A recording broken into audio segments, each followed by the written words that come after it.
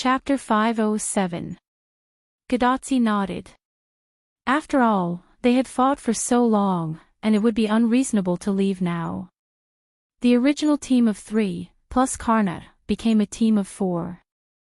The 4 of them headed toward Denver.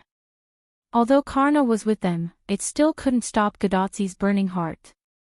Gadotsi stared at Karna's eyes, which were no longer emitting sparks, and asked curiously, speaking of which, Karna can release a noble artifact with his eyes. It's really a divine artifact. It's no big deal. A true hero kills with his eyes, Karna replied casually. After all, he was a man of few words. Only you can say something like that. Wu Ming smiled helplessly at the side, then continued. I can't kill enemies with my eyes. I can only say that Karna is worthy of his reputation. Gadotsi and Matthew were amused by Wu Ming's teasing. In the face of Wu Ming's teasing, Karna didn't know what to say, so he didn't say anything. Although it's not very nice to interrupt you, you're about to go deep into the enemy's base. Is it really okay to look like you're going on a field trip? At this moment, Roman's voice suddenly came from Gadotsi's bracelet. This voice. Is it the magician with the magical ability? Although he couldn't see the person, Karna remembered Roman's voice. The magical ability Karna mentioned was the remote virtual screen. It seemed that many servants were interested in this kind of magic. This magician is right, we do seem to be too relaxed. Of course, Karna had always been a steady person. He was just Wu Ming and Gadotsi. Mashu also had a dignified look on her face, so she wasn't any worse than Karna. Senpai, I think the doctor is right. We really do look a little relaxed. Matthew whispered. You're right. Ahahaha. Gadotsi smiled awkwardly. However, Wu Ming shook his head.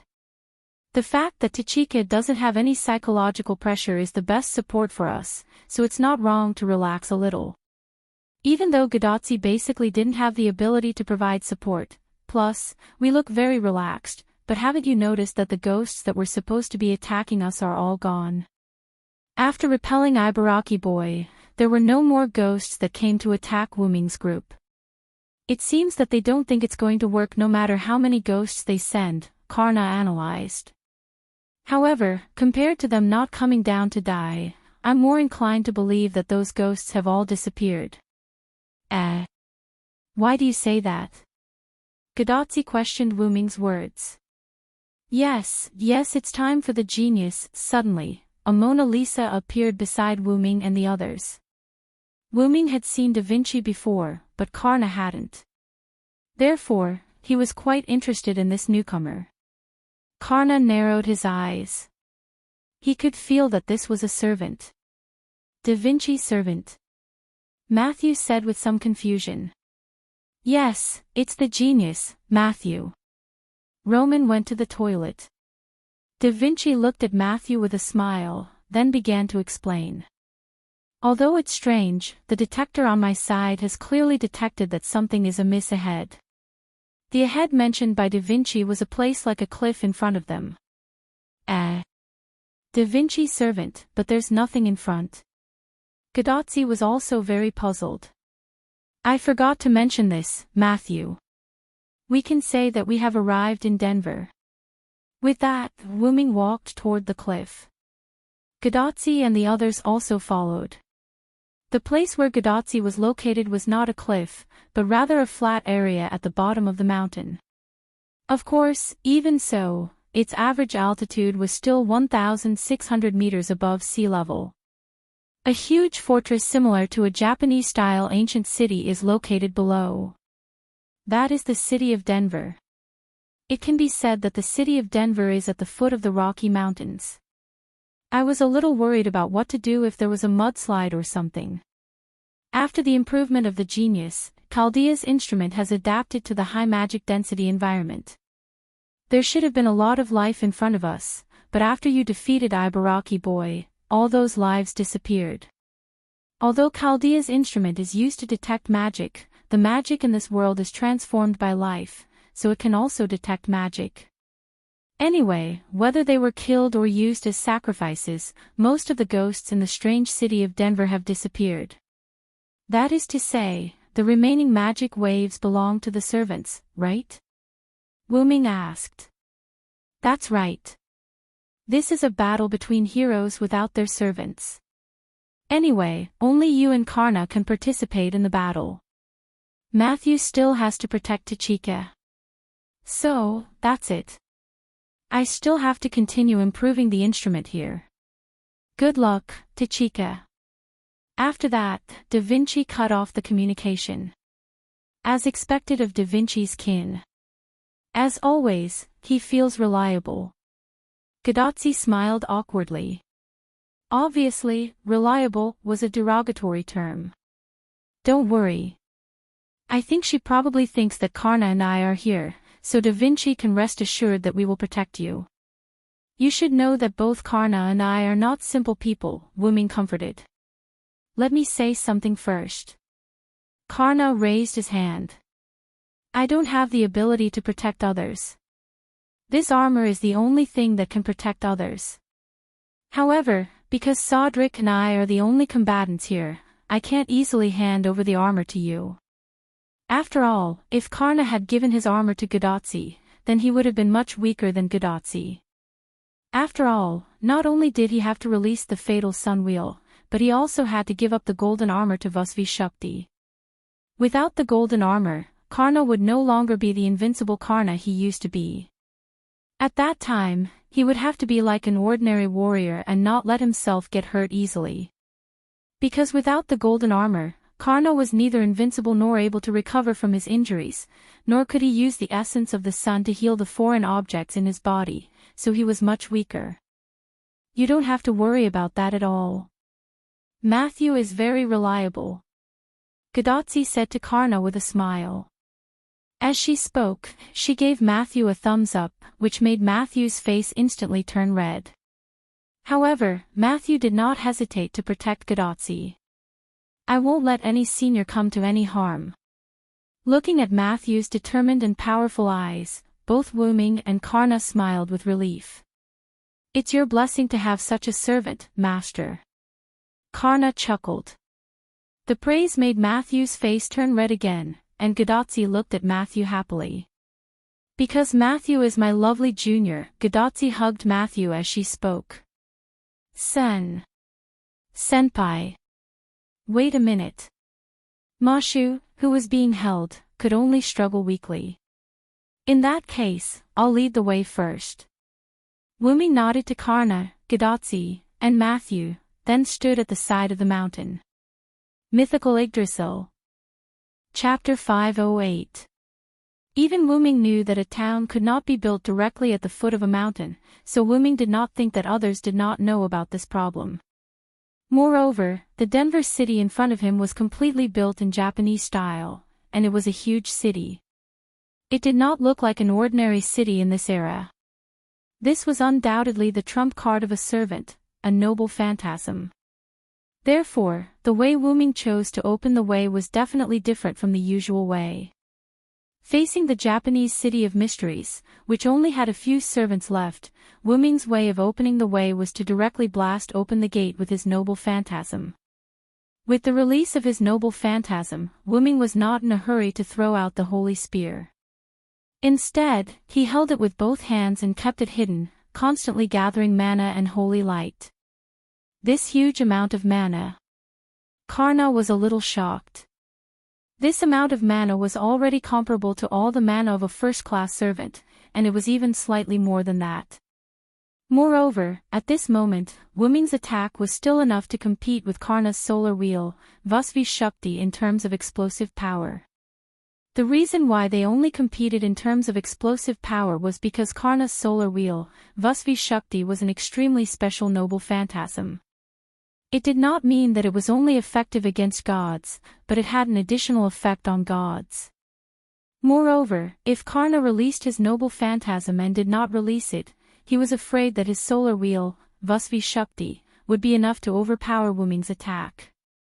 However, this was a joke.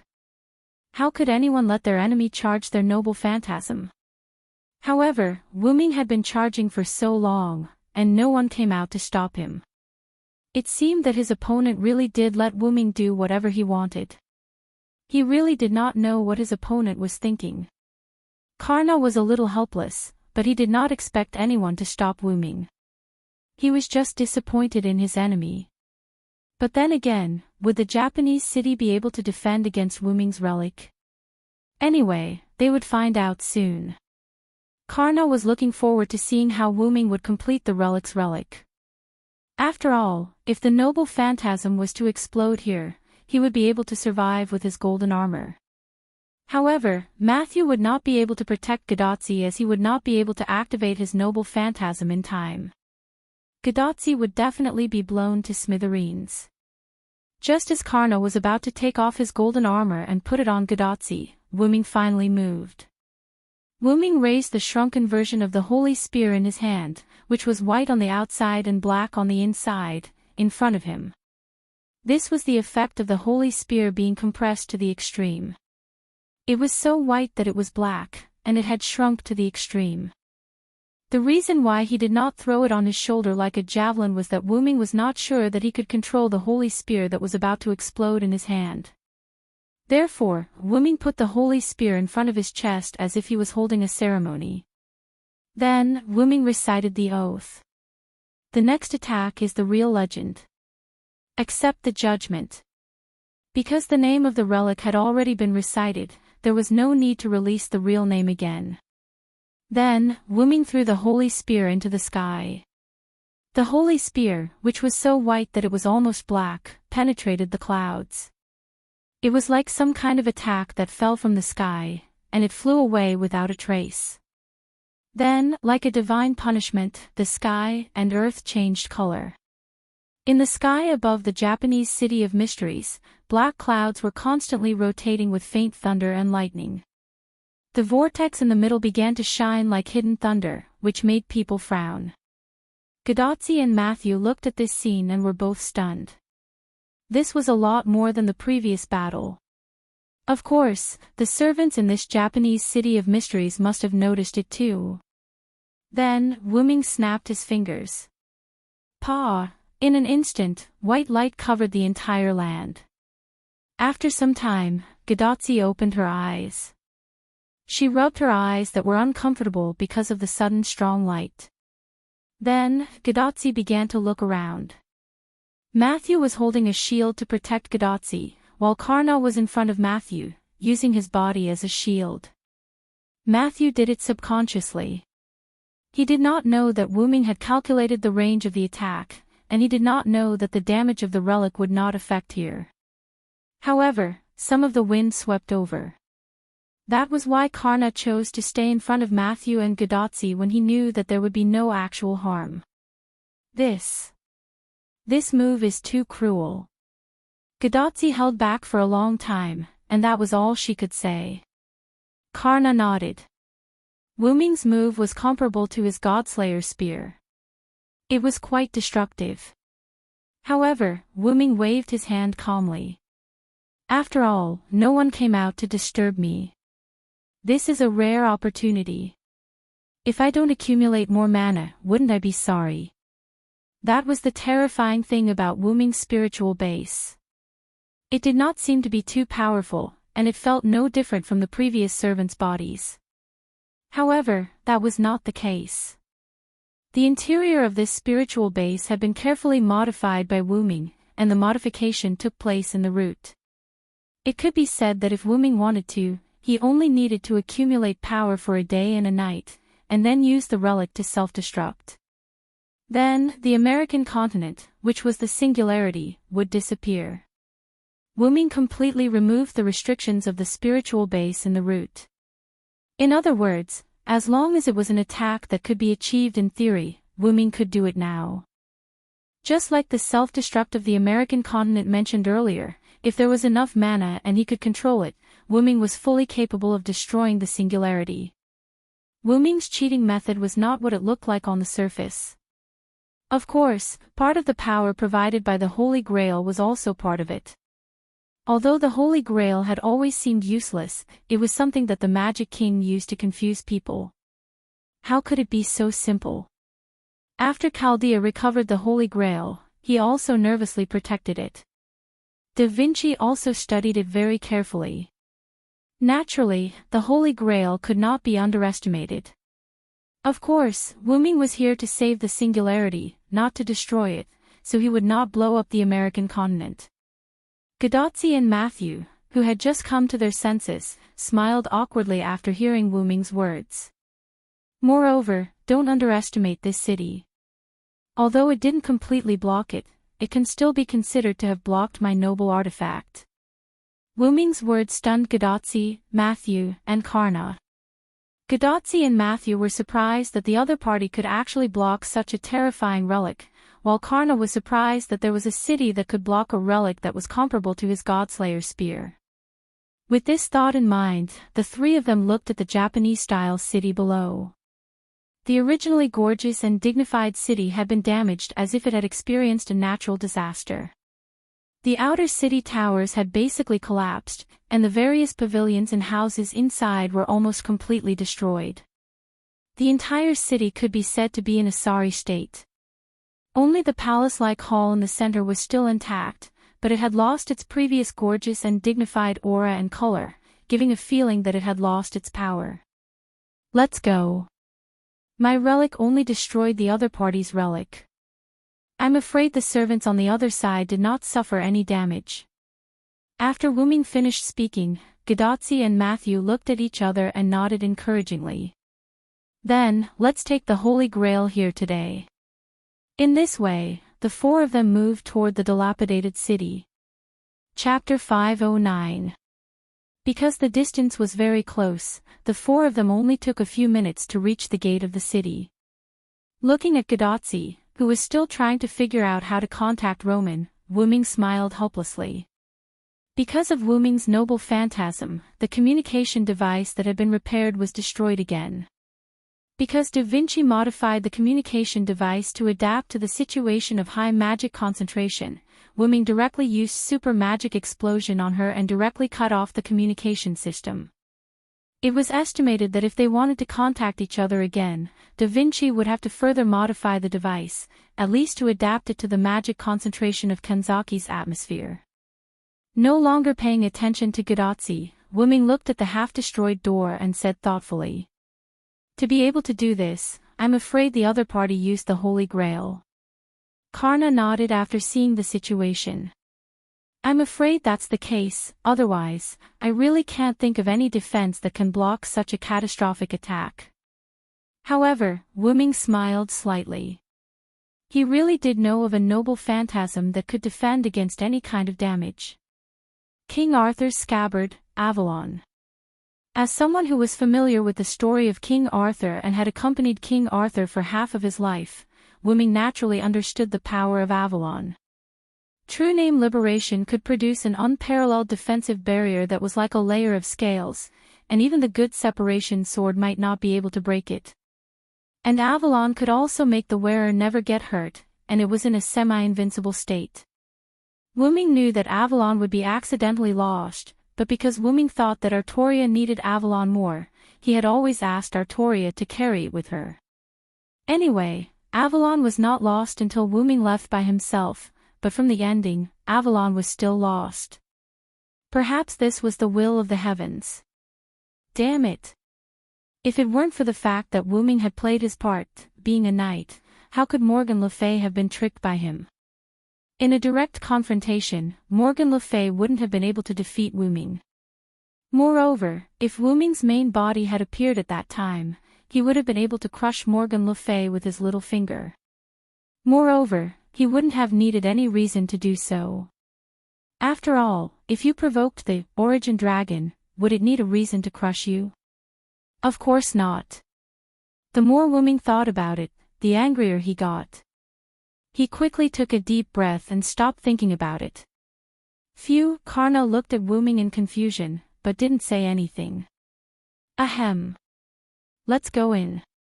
Wu Ming coughed and walked toward the door. As soon as they entered the city gate, Wu Ming realized that something was wrong. He immediately waved for Gadotsi to stop. The air here is highly toxic. Then, he immediately covered himself with magic power. Wuming realized that not only the air, but even the ground under his feet was full of poison. Strangely, the poison didn't spread outside. It was as if the city was an inherent enchantment filled with poison. Wuming himself wasn't very afraid of poison. However, the poison this time was a little different. Therefore, Wuming didn't dare to be careless. Sizzle. Although Wuming covered himself with a magic power shield, the poison in the air had begun to corrode Wuming's outer appearance. This poison is a little too strong. Wuming increased the magic power output of his magic power shield. Then, I can't go in. Gadotsi was a little disappointed. Wuming looked at Gadotsi awkwardly. Do you really think this is a tourist attraction? Now, it's time for me to take action, Karna said. After all, Wuming had invited him to deal with the poison. Karna walked through the gate and waved his spear. The true sun fire burst out of his body and began to burn the poison. The ground was penetrated by Karna's flames and gradually turned red, as if lava was about to erupt. The air was also covered and burned by Karna's flames. It's really working, Matthew said excitedly. However, Karna and Wuming didn't look very happy. Because both Wuming and Karna could feel that the burned area was filled with poison again. This poison seemed to be inexhaustible. Even if one area was burned, the poison in other areas would fill in. Even the poison that filled and made Karna's flames burn more vigorously. Smelling the intoxicating smell in the air, Wuming said without hesitation. This place is filled with the poison of fine wine. It's probably Shutendaji. As Karna burned, more and more wine fragrance came from the air. Cough cough. Cough cough cough. Matthew began to cough. Matthew, are you okay? Gadotsi looked at Matthew worriedly. Matthew's face was purple. There was no doubt that he was poisoned. Wuming took out a bottle of potion from his golden ripple and threw it into Gadotsi's hand. It seems that Shutendaji's poison has begun to spread. Matthew is poisoned. This is the antidote. Give it to Matthew. After hearing Wuming's words, Gadotsi hurriedly uncorked the potion bottle and carefully helped Matthew drink the potion. After drinking the potion, Matthew's complexion immediately improved. It had to be said that the game's products were all excellent. Detoxification was like a rule. Because of the characteristics of the antidote, Matthew was no longer poisoned. Thank you very much, Senpai Cylinder. Matthew thanked Wuming. Hearing such solemn words, Wuming seemed to see Galahad. Compared to Cylinder, I prefer you to call me by my other name. Matthew looked at Wuming in confusion. I'm kidding. Matthew, just be Matthew. The rest is just a matter of people abandoned by time. Don't worry about it. To be honest, if Matthew really copied Galahad's words, Wuming would not be very happy. After all, being himself was the most important thing. Then, without waiting for Matthew to respond to Wuming's words, Wuming took out a few bottles of potions from his golden ripples and threw them to Matthew and Gadotsi. Tachika, you and Matthew take these bottles of antidote and immediately return to the place where we were just now. The poison here will spread soon. It's not safe. Leave it to me and Karna, Wuming said solemnly. Okay, I got it. Gadotsi also answered Wuming seriously. She also knew the seriousness of the matter. Just the spread of the poison was enough to poison Matthew. She was afraid that it would be very dangerous inside. As a qualified master, Gadotsi made a gesture of complete trust in his servant. Then, I'll leave it to you. Cylinder, Karna, I need you to tell me the story of what will happen here. Gadotsi smiled at the two people who were already standing in the poison area. No problem. Understood, Master. Wuming and Karna said without hesitation. Then, Gadotsi and Matthew, who had recovered, began to run away from the poison area. Wuming looked at Gadatsi's figure and touched his chin thoughtfully. It seemed that Tachika's poison resistance was not that simple. In this case, he did not have to worry about her safety. As for Matthew, he would be fine with a few bottles of antidote. Relieved, Wuming looked at Karna. How is it? You should be fine, right? Karna seemed to be verifying something, and flames burst out of his body. Although I can't completely burn these poisons, they can't hurt me either. The son of the sun god was not just for show.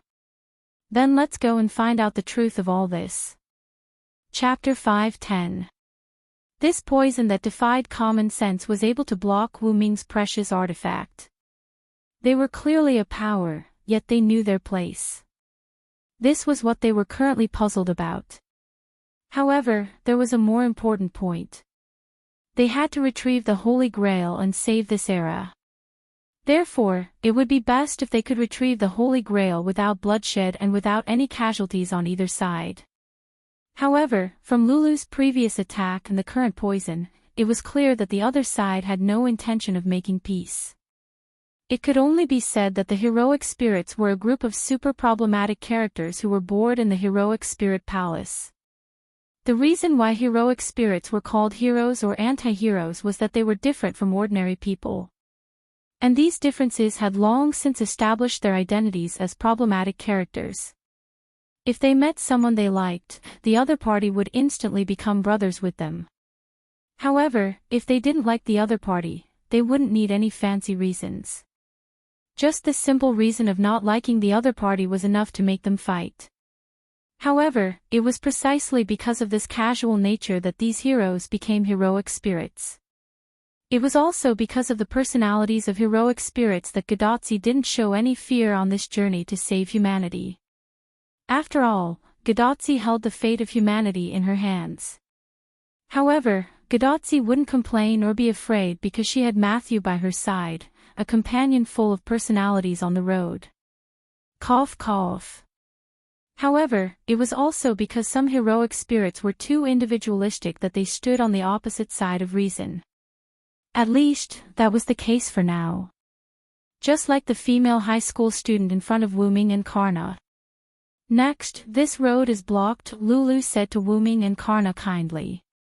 Although she was also in this poisonous area, for some reason, she wasn't affected by the poison at all. As if she had guessed Wuming and Karna's thoughts, Lulu waved her hand and began to explain.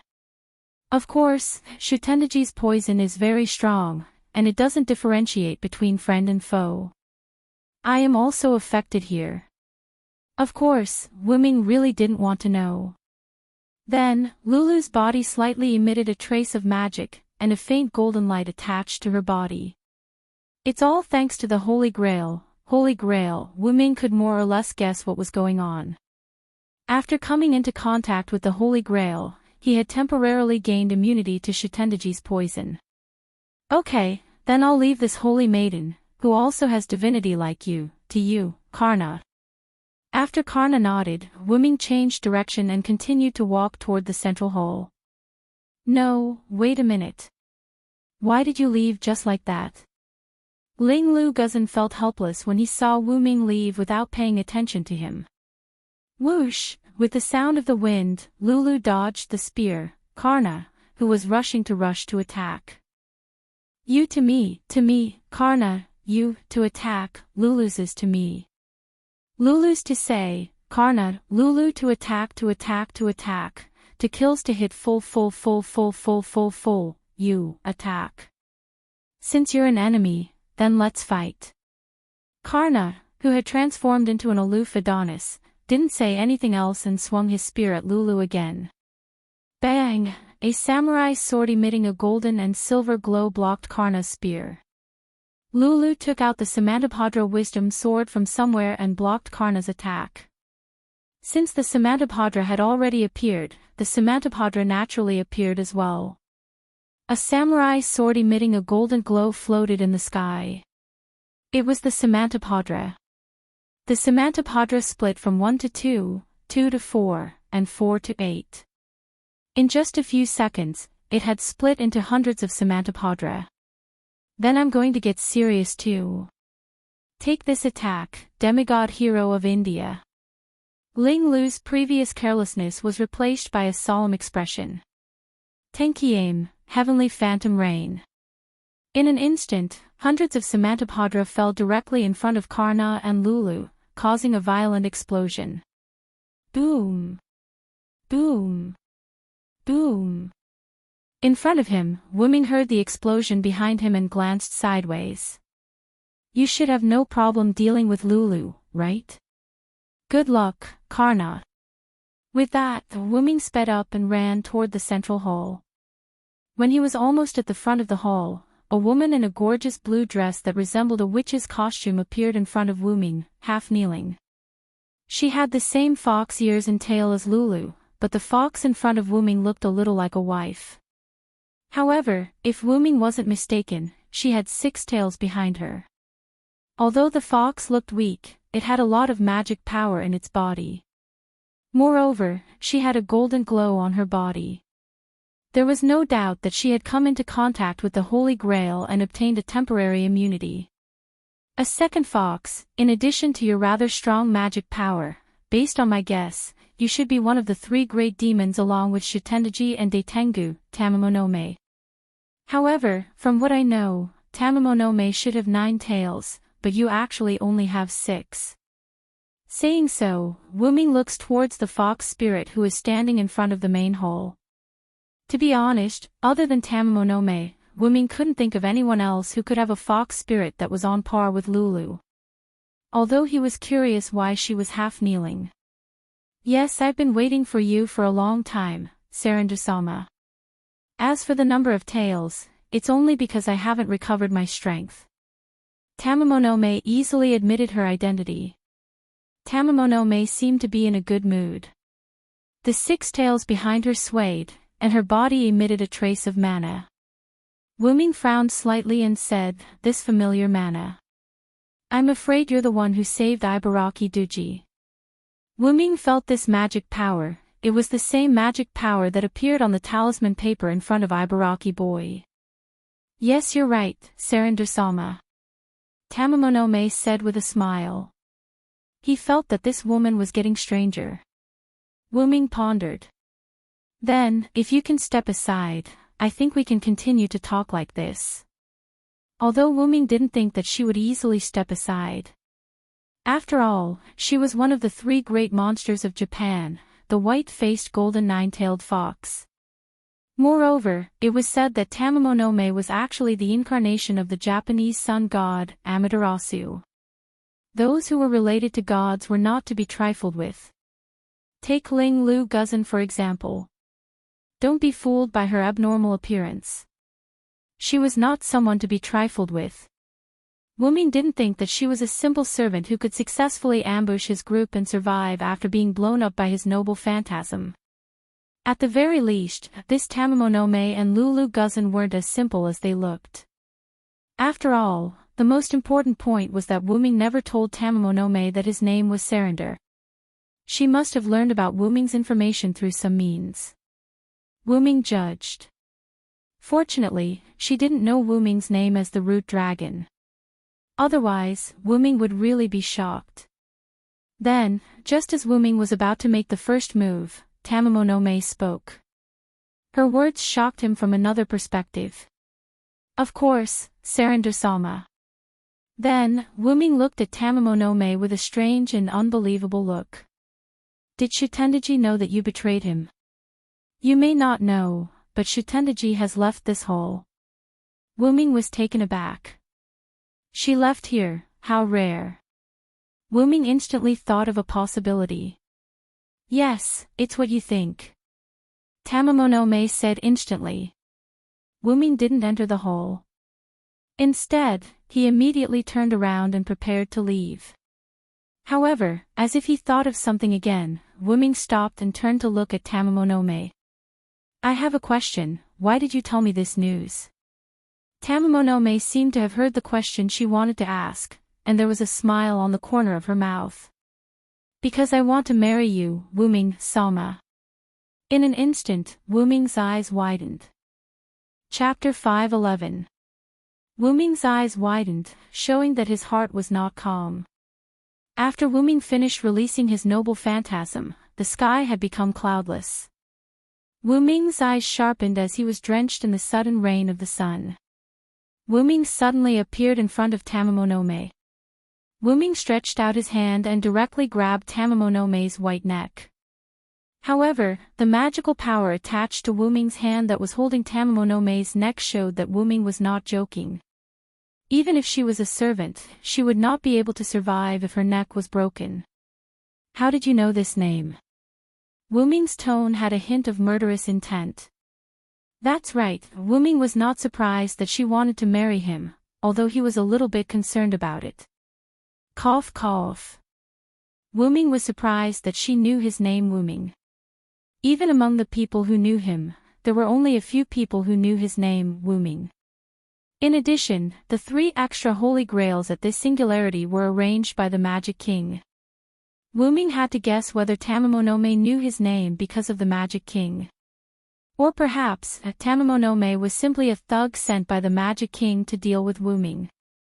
At this moment, Wu Ming's mental power was completely released, and the range of thousands of meters had entered Wu Ming's perception range. Wu Ming's mental power was not only used to detect whether there were other enemies or traps around, but also to see if he had fallen into his opponent's illusion. Although Wu Ming could be said to be immune to illusion, Wu Ming was only immune to his own illusion. If it was not used on Wu Ming himself but used to change the surrounding environment, Wu Ming might still fall into the trap if he was not aware of it. To make a simple analogy, if you put an illusion on a stone, in theory, let the stone think that it was a flower, then the stone would think that it was a flower, and then with the help of magical power, it would make people see that there was a flower in the original position of the stone. It was similar to a simple magic trick. However, now that Wu Ming had completely released his mental power, he did not have to worry, the other party did not play any tricks. I learned about your identity through touching the Holy Grail, Wu Ming, Sama. Tamamonome did not care about Wu Ming strangling her neck, as if she trusted Wu Ming and smiled. Holy Grail. Hearing Tamamonome's words, Wu Ming thought of such an example, but the other party did not come into contact with the Holy Grail, but with him. Back in Winterwood City, Stheno, the eldest of the 3 Gorgon goddesses, obediently submitted to Wu Ming because she came into contact with Wu Ming and learned of his identity. Strictly speaking, Stheno had the divinity of the Earth Mother, and Tamamonome also had an extremely close relationship with Amaterasu Amikami. If Tamamonome learned of Wu Ming's identity because she came into contact with the Holy Grail, it would not be unreasonable. Compared to Stheno, who came into contact with him and learned of his information, Wu Ming felt that it was more reasonable for Tamamonome to learn of his information because she came into contact with the Holy Grail. Although Wu Ming didn't have the same knowledge as Karna, he also monitored Tamamonome's every move, including a series of details such as breathing, every hair moved by the wind, and so on. In addition, Wu Ming found that there was indeed no other servant-level magic power in this hall except for the servant-level magic power in front of him. There was no doubt that Tamamonome did not lie. Wu Ming slowly loosened his hand holding Tamamonome's neck and looked at Tamamonome deeply. I still can't completely believe you. If you want to prove yourself, then you have to stay here. If I find you elsewhere, I will immediately regard you as an enemy and kill you at all costs. How about it? After all, if the other party lied, then it was most likely the Magic King's trick. In that case, it was a risk to let Tamamonome stay here for a second. That was why Wu Ming said that he would kill Tamamonome at all costs. After hearing Wu Ming's words, Tamamonome nodded happily. There was no doubt that Tamamonome agreed. No problem, I will wait here for my husband to come back and pick me up. I wish my husband good luck. With that, Tamamonome bent her upper body, folded her hands, and lay on the ground like a Japanese woman saluting her husband. Facing Tamamonome calling him husband, Wu Ming frowned. This is only the first time we've met. You've only learned about me from the Holy Grail, and you've already taken the liberty to say that you want to marry me. I will definitely reject such shallow love. Don't call me husband anymore. Marriage without love is meaningless in Wu Ming's view. Wu Ming is not a man who can't walk away when he sees a beautiful woman, and he won't readily agree just because the other party is throwing herself at him. After all, Wu Ming still has a few love debts, how can he add one more? Yes, I understand, Selen Sama. This time, Wu Ming nodded with satisfaction. She didn't call him Wu Ming, but Selen Sama. This means that she is a smart person. Wu Ming likes to deal with smart people. Then, you can stay here. You didn't lie, I will come back and thank you. With that, Wu Ming immediately turned and left. I wish you good luck. After Wu Ming's figure disappeared, Tamamonome smiled again. Such an excellent husband will be taken away by others if I don't hurry. I am the Tamamonome who wants to be a virtuous wife, and I have already given you a greeting gift, my husband. Although she said that, Tamamonome's eyes were a bit scary. Unfortunately, Wu Ming had already left and didn't see this scene.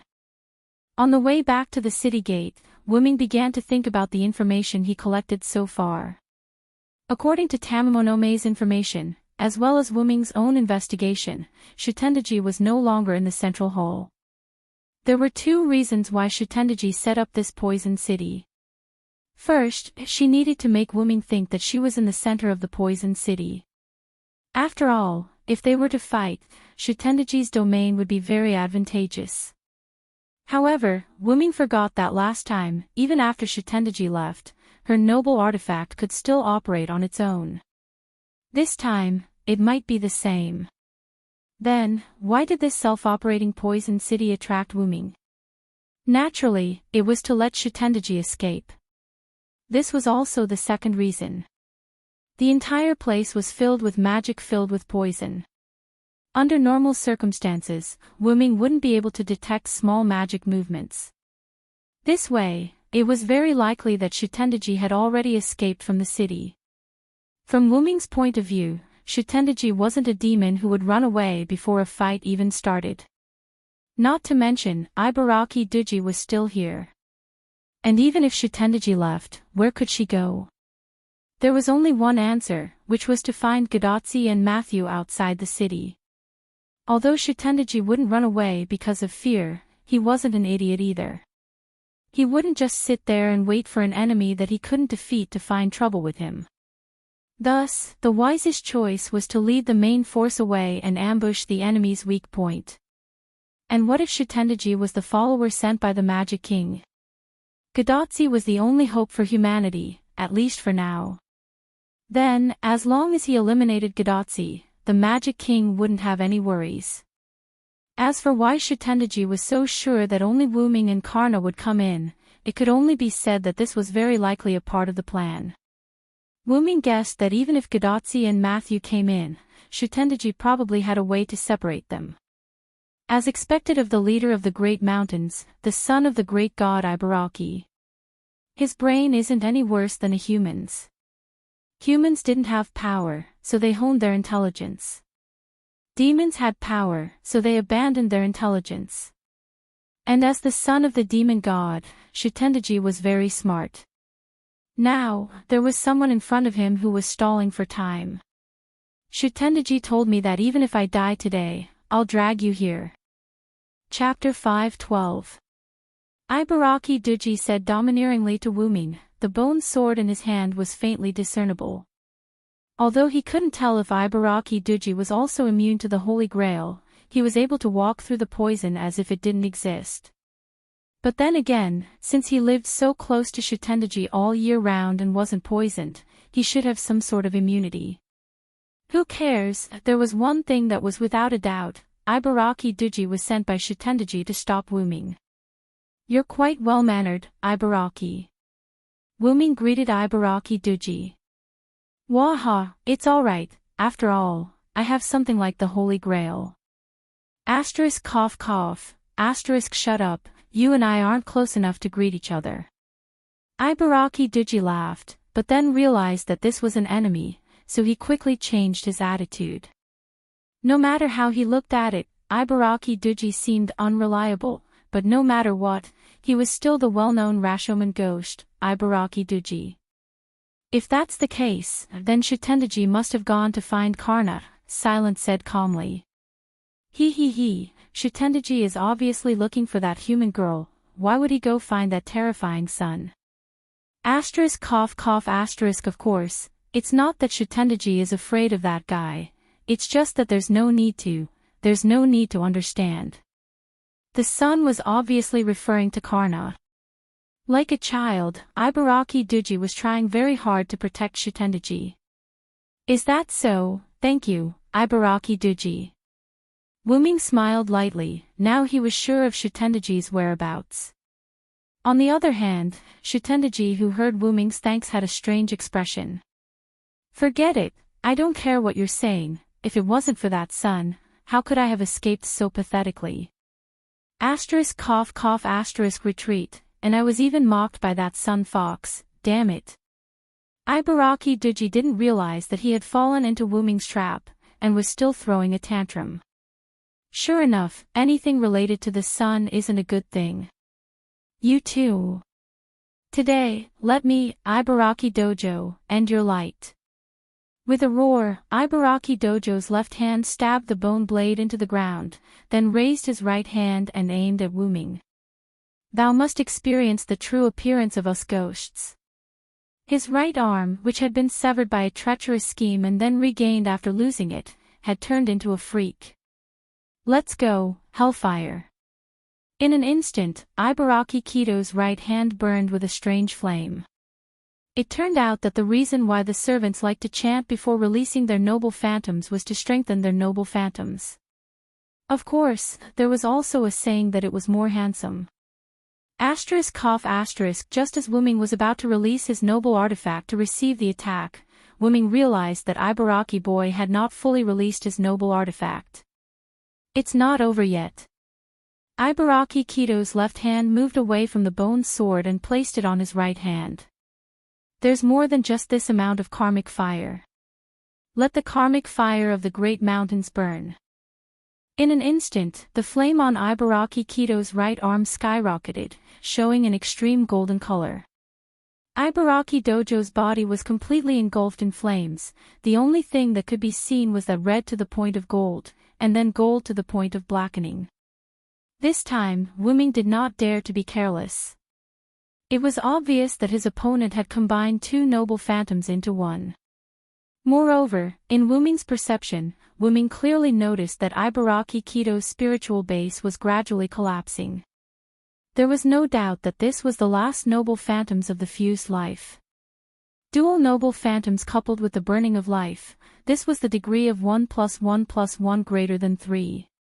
The power was much stronger than the previous military noble phantoms, and it was comparable to the holy sword. In short, Wuming did not have the confidence to block Ibaraki Kito's double noble phantoms that sacrificed his life. However, Ibaraki Kito's action of burning life touched Wuming's heart. Wuming remembered what Ibaraki Kito had said before. Even if I die today, I will drag you here with me. Those who could become heroic spirits were all heroes without exception. However, the reason why anti-heroes could become heroic spirits and enter the martyr's palace was because of their merits. Entering the martyr's palace after death was not only a comfort of losing one's freedom, but also a recognition of two great restraints. Wuming was deeply touched by Ibaraki Kito's spirit of sacrificing himself for Shitendaji, which went beyond friendship. Wuming smiled gratifyingly. Then, I'll properly receive your strongest attack, Ibaraki Kito. After saying that, the spear in Wuming's hand dissipated into mana. Wuming opened his arms, and the armor on his body was completely removed from Wuming's body. Wuming's noble phantoms were permanent noble phantoms, but it did not mean that they could not be released. Finally, the removed armor gathered in front of Wuming, constantly changing and combining. A holy knight's shield that was as tall as a person, similar to Matthew's shield, floated in front of Wuming. Wuming was dressed in white. He grabbed the handle behind the shield and placed it on the ground. This is my strongest noble phantoms, the proof of my identity as the strongest knight, Vilo silenced. It's a concept defensive noble phantoms. Ibaraki Kido did not release his noble phantoms. Instead, he quietly listened to Wuming's speech. Wuming did not know if Ibaraki Kido was still alive, as he could no longer sense his aura. Let me see if your feelings for Shutendaji, which surpasses friendship, can break this knight's proof and concept relic. Wuming's words were like an opportunity. After Wuming finished speaking, Ibaraki Boy's final noble artifact was released. The black gold ghostly hand left Ibaraki Boy. After it left, the ghostly hand continued to expand until it became incomparably huge. It was as if Ibaraki Boy had really sacrificed his life. The final cry of the noble artifact sounded incomparably mournful in Wuming's ears. Gift mind Arthur, Arthur's gift armor. Wuming did not shout with all his might like Ibaraki Dojo. Instead, he was like a holy king, calmly and elegantly reading out the true name of the noble artifact. In an instant, the knight's shield that was as tall as a person shone brightly. There was nothing fancy about it. The knight's shield merely released a light film. The defensive wall formed by the light film started from the shield. The light film first enveloped Wuming, then it began to expand up, down, left, and right. It was like a giant shield of light that was constantly expanding. When the ghostly hand approached Wuming, it had expanded to a height of 100 meters. It was like a monstrous devil's hand, trying to grab Wuming. The defensive wall in front of Wuming seemed to be responding to Ibaraki Boy's noble artifact. It expanded to the same width and height as the black gold ghostly hand. In the next second, the giant ghostly hand and the defensive light film came into contact. Rumble. In front of the central hall, Tamamonome was still half kneeling in front of the hall, looking at the nuclear explosion that happened not far away. Because of Wuming's defensive light film, the impact of the explosion did not spread to her. Even the sound of the explosion did not reach her. Before Wuming and Ibaraki Boy released their noble artifacts, Tamamonome had already noticed that something was wrong. The magical waves were too strong. She saw with her own eyes that a giant ghostly hand that was constantly expanding collided with the defensive light film. She had witnessed this miracle. Sometimes, I'm really jealous of Shutendaji. Tamamonome shook her head as if she was feeling sorry for Ibaraki Boy. Then, she closed her eyes and fell into silence. After all, Wuming's request was not to move. Tamamonome chose to meditate. On the other hand, Karna and Suzaku Misaki were affected by the explosion. Suzaku Misaki was blown to the side. Karna tried his best to stabilize himself and looked at the explosion. Is this Cylinder's doing? Then I should end this quickly. Outside the city, Gadatsi stood behind Matthew.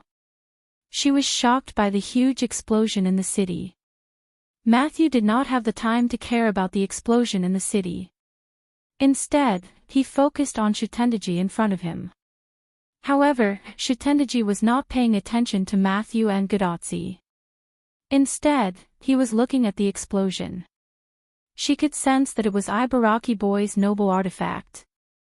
He as expected, Ibaraki, you're an idiot. Chapter 5:13. Although Shutendaji was smiling, his smile wasn't sincere. On the contrary, there was a hint of pain in his smile, but Shutendaji managed to cover it up. She did tell Ibaraki to try his best to stop Wuming, but she didn't tell him to risk his life. Shutendaji liked to tease Ibaraki Duji, but that was also a kind of love. Ibaraki knew this, so he tried to delay Wuming. For the sake of Shutendaji, Ibaraki sacrificed himself. Although they were both servants, it wasn't easy to meet a close friend. Moreover, servants could be said to have a second life. To be able to meet a close friend in a second life, Shutendaji was very happy. He opened his wine gourd, smiled, and took a sip. Shutendaji no longer paid attention to the explosion. Then, let's continue. I'm looking forward to seeing if the little girl can block my poison. He. Matthew clenched his teeth with a bitter expression. This time, it's really bad. At this time, a white angel walked out from the side. In the center of the explosion, where Wu-Ming was. Wu-Ming didn't hear any sound, and he didn't see any color other than white. The light membrane calculated the explosion from the collision of the noble phantasm as damage, and the dazzling light from the noble phantasm as damage. Therefore, Wu-Ming's noble phantasm isolated the sound and scene. That was why Wu-Ming could only see white and couldn't hear the explosion. However, one thing was certain. Wu-Ming successfully defended against Ibaraki Duji's noble phantasm. Because Wu-Ming's noble phantasm wasn't destroyed, Wu-Ming didn't die was the best proof. However, this was how it should be. It's such a pity, Ibaraki Duji. The concept noble phantasm under the time paradox can't be destroyed by flames comparable to the sacred sword. This was Wu-Ming's biggest cheat. After leaving Connaught, Wu-Ming accidentally obtained a set of worn-out armor. Because of a magic scroll, he came to Camello, and that set of armor became Wu-Ming's armor as a Knight of the Round Table. After Wu-Ming left, Artoria took it back and no one knew where it went. Connaught's timeline was the 5th century BC, while Camelot's timeline was the 5th century AD. If that was the case, it wouldn't be a problem for Wu-Ming to bring the armor to the future. However, the problem lay with the scroll. The scroll that Merlin used to summon him was undoubtedly made by Wu-Ming. He could see that, but the scroll appeared thousands of years ago without any trace. If there was no problem with it, Wu-Ming wouldn't believe it. There was no doubt that this was a problem with the scroll. Before he was summoned by Merlin with the scroll, Wu-Ming had discovered the scroll that contained his own blood and was completely made by himself.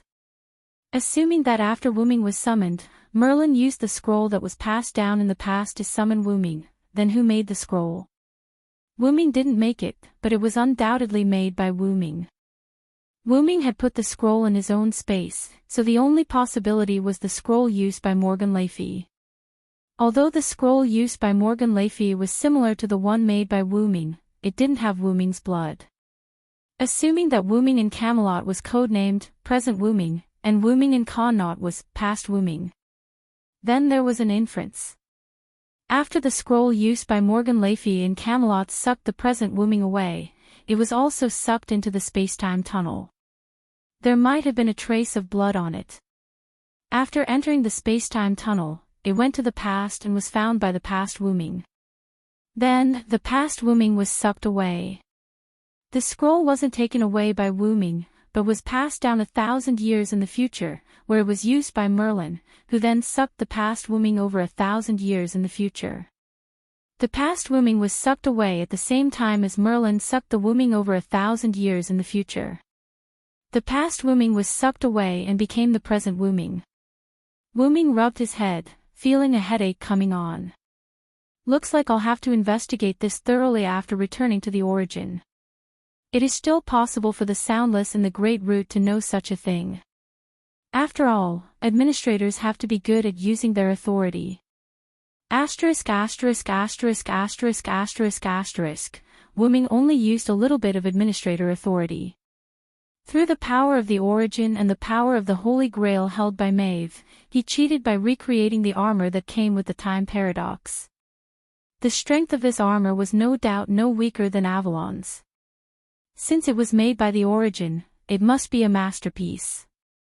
While Wu-Ming was thinking, the relic slowly came into contact with him. Since the danger was gone, it was naturally gone. After contact, the shield formed by the armor automatically disintegrated, turning into a new set of armor and attaching itself to Wu-Ming's body. This time, the armor was even holier than before, as if the effect of the true name liberation was still there. Wu-Ming touched the helmet. Due to the big explosion, he knew from the central hall that the city gate was no longer poisonous. Due to the influence of Ibaraki's karmic fire and Wu-Ming's holy light, as well as the storm caused by the explosion, the poison in the soil and the poison in the air were all blown away, burned, and purified. Then, Wuming looked at Ibaraki Dojo. At this moment, Ibaraki Dojo had completely disappeared. Only the place where Ibaraki Dojo used to be was left with a little bit of magic crystals. Regardless of whether the opponent was alive or dead, Ibaraki Dojo would not be able to survive the final blow of sacrificing his life. Shaking his head, Wuming stopped paying attention to this. Then, he ran straight to the city gate. After all, there were no enemies blocking the way. Wuming ran straight to the city gate using the shortest route between 2 points. Near the city gate, Wuming ran into Karna. At this moment, Suzaku Guzan, who was opposite Karna, had disappeared. This meant that Karna had defeated Suzaku Guzan. As expected of Karna. You really won. However, in response to Wuming's compliment, Karna shook his head. My opponent went easy on me. This was a bit strange. However, since Karna said that his opponent had gone easy on him, then he must have gone easy on him. Karna would not lie. Let's not talk about this for now. Tachika is in danger. Shutendaji is going to look for her. Then, Wuming and Karna went to look for Gadatsi. On the way, Karna told Wuming about the battle between him and Suzaku Guzan. Suzaku Guzan's exquisite noble phantasm had indeed hit Karna, but it had not seriously injured him. After that, Karna had been fighting Suzaku Guzan in close combat. This was because Karna had discovered that Suzaku Guzan's noble phantasm was based on telekinesis. Therefore, when fighting in close combat, Suzaku Guzan would definitely be wary.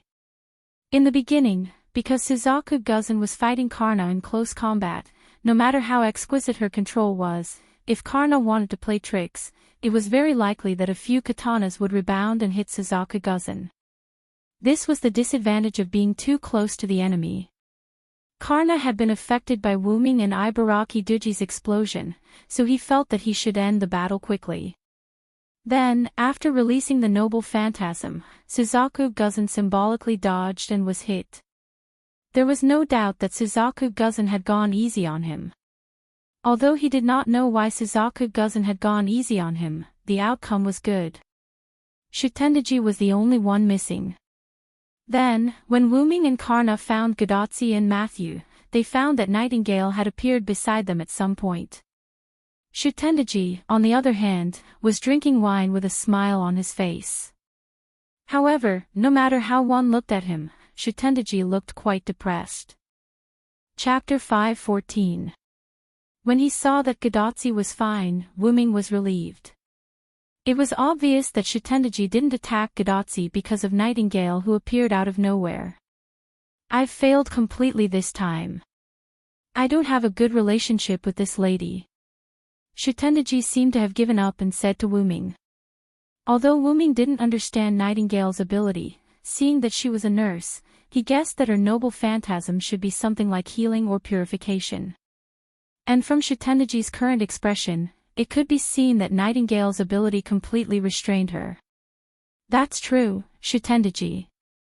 Wuming was no longer anxious because there were only 2 servants left in the Nippon faction, and Tamamonome seemed to be on Wuming's side. In fact, Wuming's guess was correct. When Shutendaji used poison to attack Gadatsi and Matthew, Nightingale calmly walked out of the forest and released her noble phantasm. As a result, Shutendaji's poison was completely purified. At this moment, the wine that Shutendaji drank was poison-free. I have to say, Shutendaji is really unlucky when it comes to luck. Even Gadatsi couldn't help but ridicule. According to Gadatsi's judgment, Shutendaji spent a lot of effort to get out of Denver and attack her, the last master. But in the end, at the final moment, a servant that completely countered Shutendaji appeared out of nowhere. Just how unlucky was Seiji to meet such a servant? After all, Nightingale left in the middle of the night chasing after Achilles, who knew that he would meet her here. Well, actually, I've always been unlucky. Looking at the confident Shutendaji, Wuming subconsciously felt that something was wrong. Wuming knew just how dangerous Shutendaji was, so he chose to immediately attack Shutendaji. The holy spear pierced towards Shutendaji, but Shutendaji didn't try to defend or dodge. I remember that you are looking for the Holy Grail. Unfortunately, the Holy Grail is no longer in my hands. The holy spear stopped right before Shutendaji's neck. This is the second time we've met, Shutendaji, although I'm not sure if you still remember me. Although Wu Ming spoke to Shutendaji, he still kept the holy spear at Shutendaji's neck. Of course I remember. I clearly remember that you chopped off my head, Shutendaji said in a satisfied tone, not at all like he was being held captive. No matter if it's Ibaraki, Tamamonome, or even Suzuka Guzan, the golden light on their bodies, as well as this continuous poison, were all created by me through the Holy Grail. Shutendaji said everything without hesitation. However, I didn't bring the Holy Grail with me. Shutendaji smiled. Then, if Shutendaji didn't bring the Holy Grail with him, where did he put it? The central hall had been infiltrated by his mental power, but there was no trace of the Holy Grail. Suzuka Guzan and Ibaraki Doji had already left. Could it be Tamamonome? Wu Ming fell into deep thought. Wu Ming felt that he had overlooked something. Suddenly, Wu Ming's pupils shrank as he thought of something. This city was undoubtedly a noble artifact, and it was one that had been blessed by the Holy Grail. Suzuka Guzan didn't have such a legend. Although Ibaraki Doji and Shutendaji had said that they had built a city in the mountains, this city wasn't suitable for ghosts. As for Tamamonome, she didn't have any legends of a city.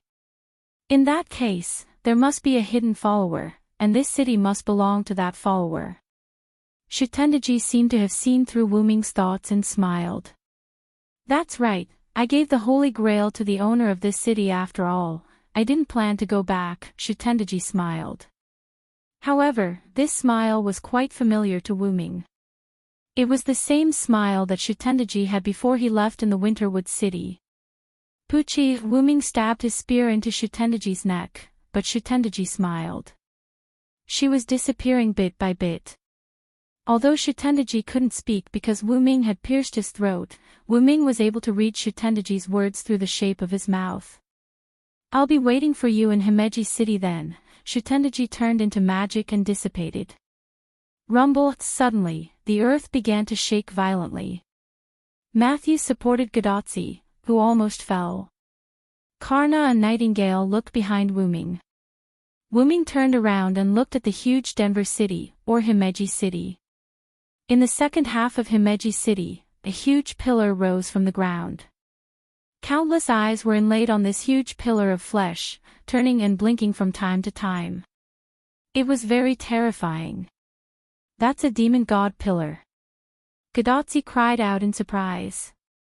After all, Gadatsi had already experienced 4 singularities and encountered many demon god pillars, so she naturally recognized it.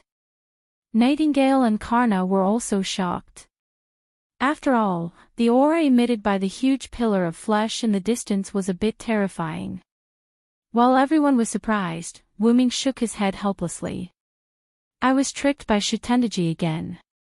Shutendaji set up Poison City and sent Ibaraki Doji, Lulu Guzan, and Tamamonome to intercept Wu Ming. It seemed that they were going to attack Gadatsi, and Wu Ming would quickly return to protect Gadatsi. But in fact, they were misled.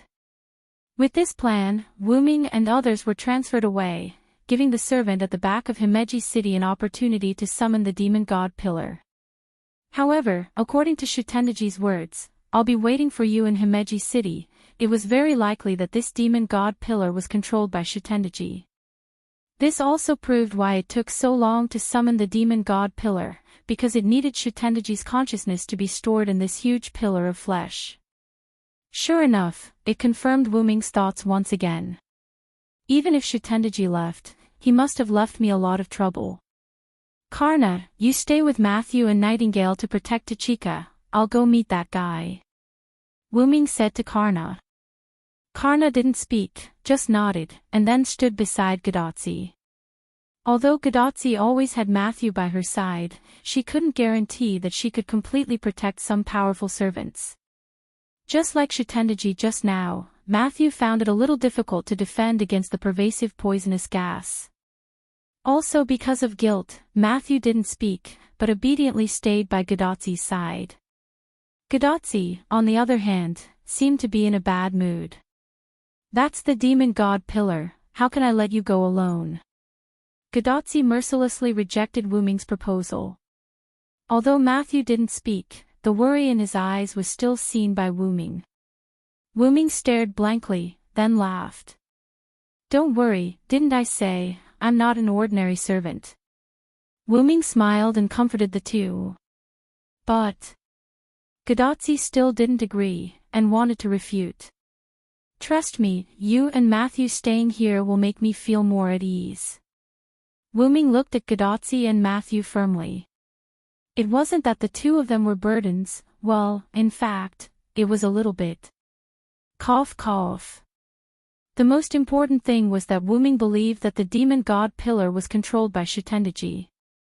Facing a different demon god pillar, Wu Ming really didn't feel at ease letting Gadotzi and Matthew go with him.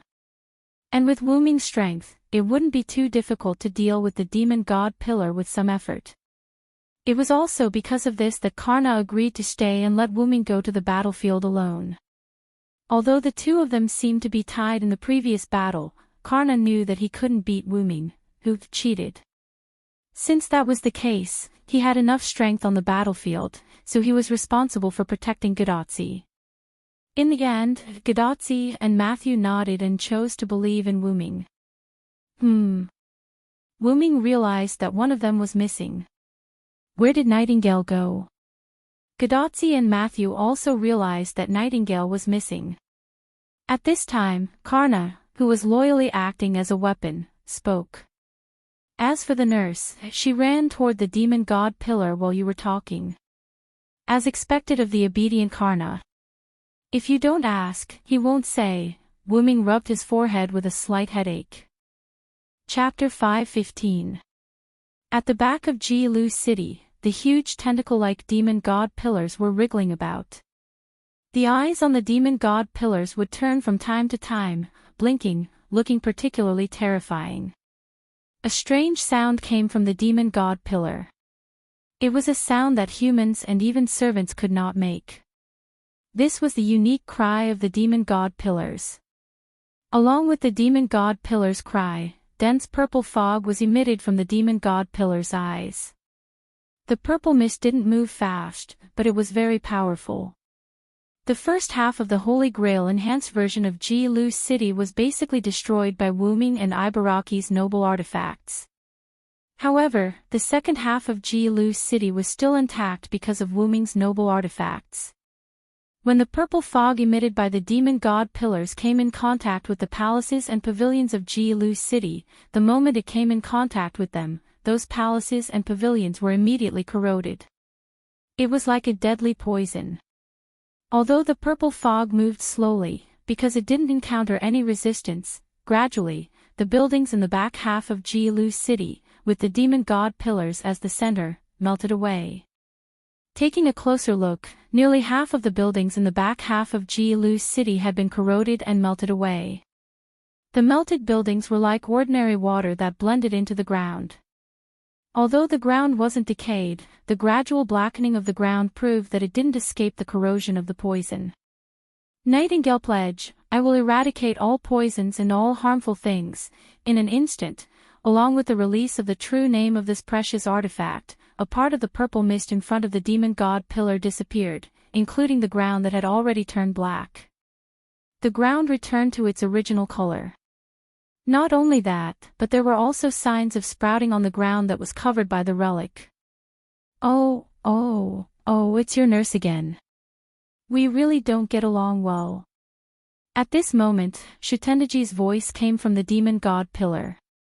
However, the demon god pillar's voice wasn't completely Shutendaji's. There was a strange sound mixed in as well, which was probably the demon god pillar's own voice.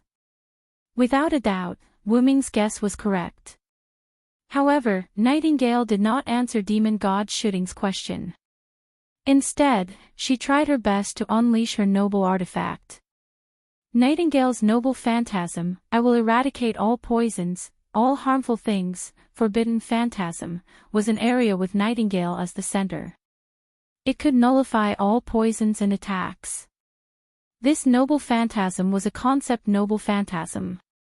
It was a combination of the spiritual sublimation of Nightingale, who galloped on the battlefield and faced death, coupled with various anecdotes of her, as well as the concept of angel in white who helped the sick and wounded, which was established in modern times.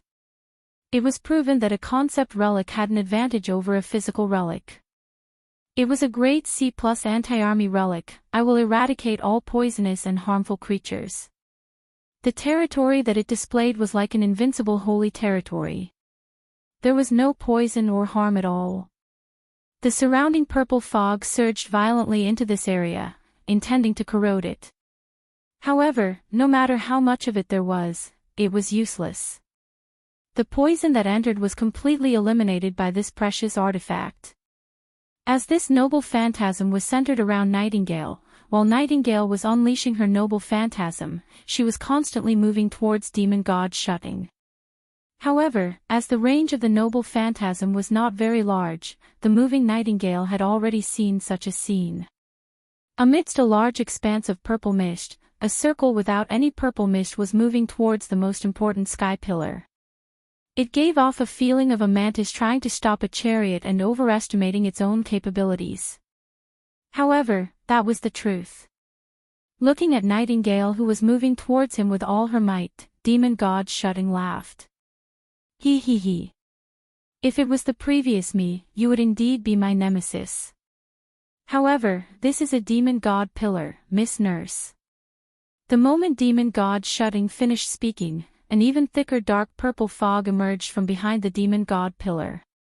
Just by looking at it, Nightingale, who was a berserker, could feel the danger from it. The dark purple fog contained a large amount of magic and rushed towards Nightingale's noble phantasm domain at an extremely fast speed. No matter what it was, there was a limit to it. Wu Ming's almost infinite magic, Avalon, which was rumored to be able to block even a world-defying noble phantasm, and Nightingale's noble phantasm domain were the same. The reason why Wu Ming's magic was said to be infinite was because of his overly large base, super recovery speed, and the fact that he had no place to use these 3 points. The reason why Avalon could block the world-defying noble phantasm was because Avalon had not encountered a stronger attack. At the very least, Wu Ming believed that if he used the Great Source to launch an attack, Avalon would not be able to block it. Since that was the case, Nightingale's noble phantasm domain also had its limits. It seemed like Nightingale's noble phantasm could completely restrain Shutting Doji's poison.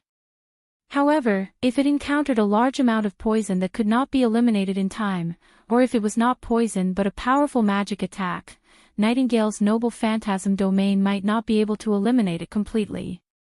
Demon god Shutting had such a plan. He did not continue to release poison. Instead, he released the demon god pillar's demon fog skill. The powerful demon fog surged towards Nightingale's domain. As expected, although Nightingale's noble phantasm had eliminated part of the mana fog, most of it remained and continued to fly toward Nightingale within the noble phantasm. Nightingale did not say a word, allowing the dark purple fog to gradually approach her. She knew that she could not resist it. Mystery would be ineffective in front of a higher level of mystery. This was probably the theory behind it. Nightingale was considered a modern person. In terms of mystery, she was much weaker than the demon god pillar. Moreover, Nightingale's noble phantasm was only a grade C noble phantasm. It was impossible for it to eliminate any damage. In this case, Nightingale, who did not have any other powerful abilities, might be defeated this time due to Berserker's impulsiveness. However, she did not regret it. If she wanted Berserker to regret it, she might have to wait until her next life. Of course, if Nightingale was alone, she would definitely be defeated here. However, there was no doubt that Nightingale was not alone. Whoosh! Accompanied by the sound of chains, Nightingale was tied up by a silver-white chain and was pulled out of the attack range of the dark purple fog. Oh, you're not satisfied with the speed. Demon god shutting spoke again.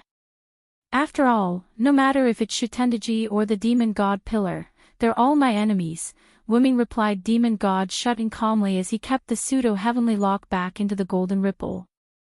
As Nightingale's noble phantasm was still activated, although the poisonous fog had spread over, it did not corrode Wuming. Then play with me for a while. My new enemy. Looking at the dark purple fog that was controlled by demon god shutting, Wuming began to recall what Tamamonome had said. Chapter 5:16. Wuming was on his way to demon god shutting.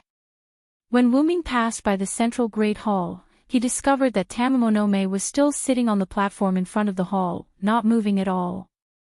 And at this moment, the omnipresent poison gas was emitted from the central great hall, about to reach Tamamonome. Even people who didn't know what the mist was would feel danger, let alone Wuming who knew what the purple mist was. Wuming extended his hand and golden ripples appeared. The pseudo-heaven lock appeared from the ripples and in an instant, the pseudo-heaven lock wrapped around Tamamonome. Immediately afterwards, Wuming waved his hand and the chains pulled Tamamonome over. Tamamonome didn't resist and let Wuming pull her over with the chains. Catching Tamamonome and retrieving the chains, Wuming asked subconsciously. Why are you still here? The demon god pillar's attack is already here. The reason why Wuming asked this was because even if Tamamonome had the immunity granted by the Holy Grail, even if she could defend against the demon god pillar's poison, the demon god pillar still had other attacks. Since the poison gas could reach here, the demon god pillar's other attacks would naturally be able to as well. However, in response to Wuming's question, Tamamonome smiled sweetly. Didn't you tell me to stay here? This is your promise, Tamamonome winked at Wuming like a mischievous child. With Tamamonome's words, Wuming felt rather awkward. Actually, Wuming didn't care about his words at all. Seeing that Tamamonome had told him the truth, Wuming only warned Tamamonome not to play any tricks behind his back. Wuming only used the words, stay here and don't go anywhere, to warn her. Wuming didn't think that Tamamonome wouldn't do anything in the face of danger. Who would have thought that Tamamonome would be so serious? Take it that I didn't say it well. However, remember this. You can go back on an unimportant agreement like this when your life is in danger. Wuming said very seriously. But, that was my first promise with you. I don't want to break it just like that. However, since you personally came to help me break the promise, then I'll let it go this time, Tamamonome smiled, acknowledging Wuming's words. Also, Lord Surrender, how much longer are you planning to hug me? Tamamonome smiled innocently.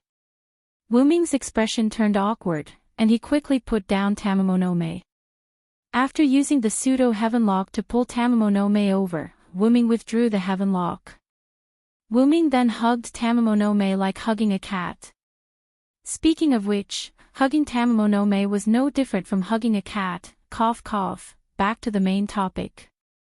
Since you've kept your promise, I'll temporarily treat you as my partner. Keep walking towards the city gate and meet up with Chaldea's master. Although Wuming said that he would treat Tamamonome as his partner purely because of the promise, Wuming did not completely believe him. Who would completely believe a strange woman who was originally an enemy but suddenly said that she wanted to marry you when she saw you? Seeing that Tamamonome did not try anything funny, Wuming decided to temporarily let her join the party. Moreover, even if Tamamonome betrayed him, it would be fine. Karnak was there, so he was not afraid of Tamamonome betraying him.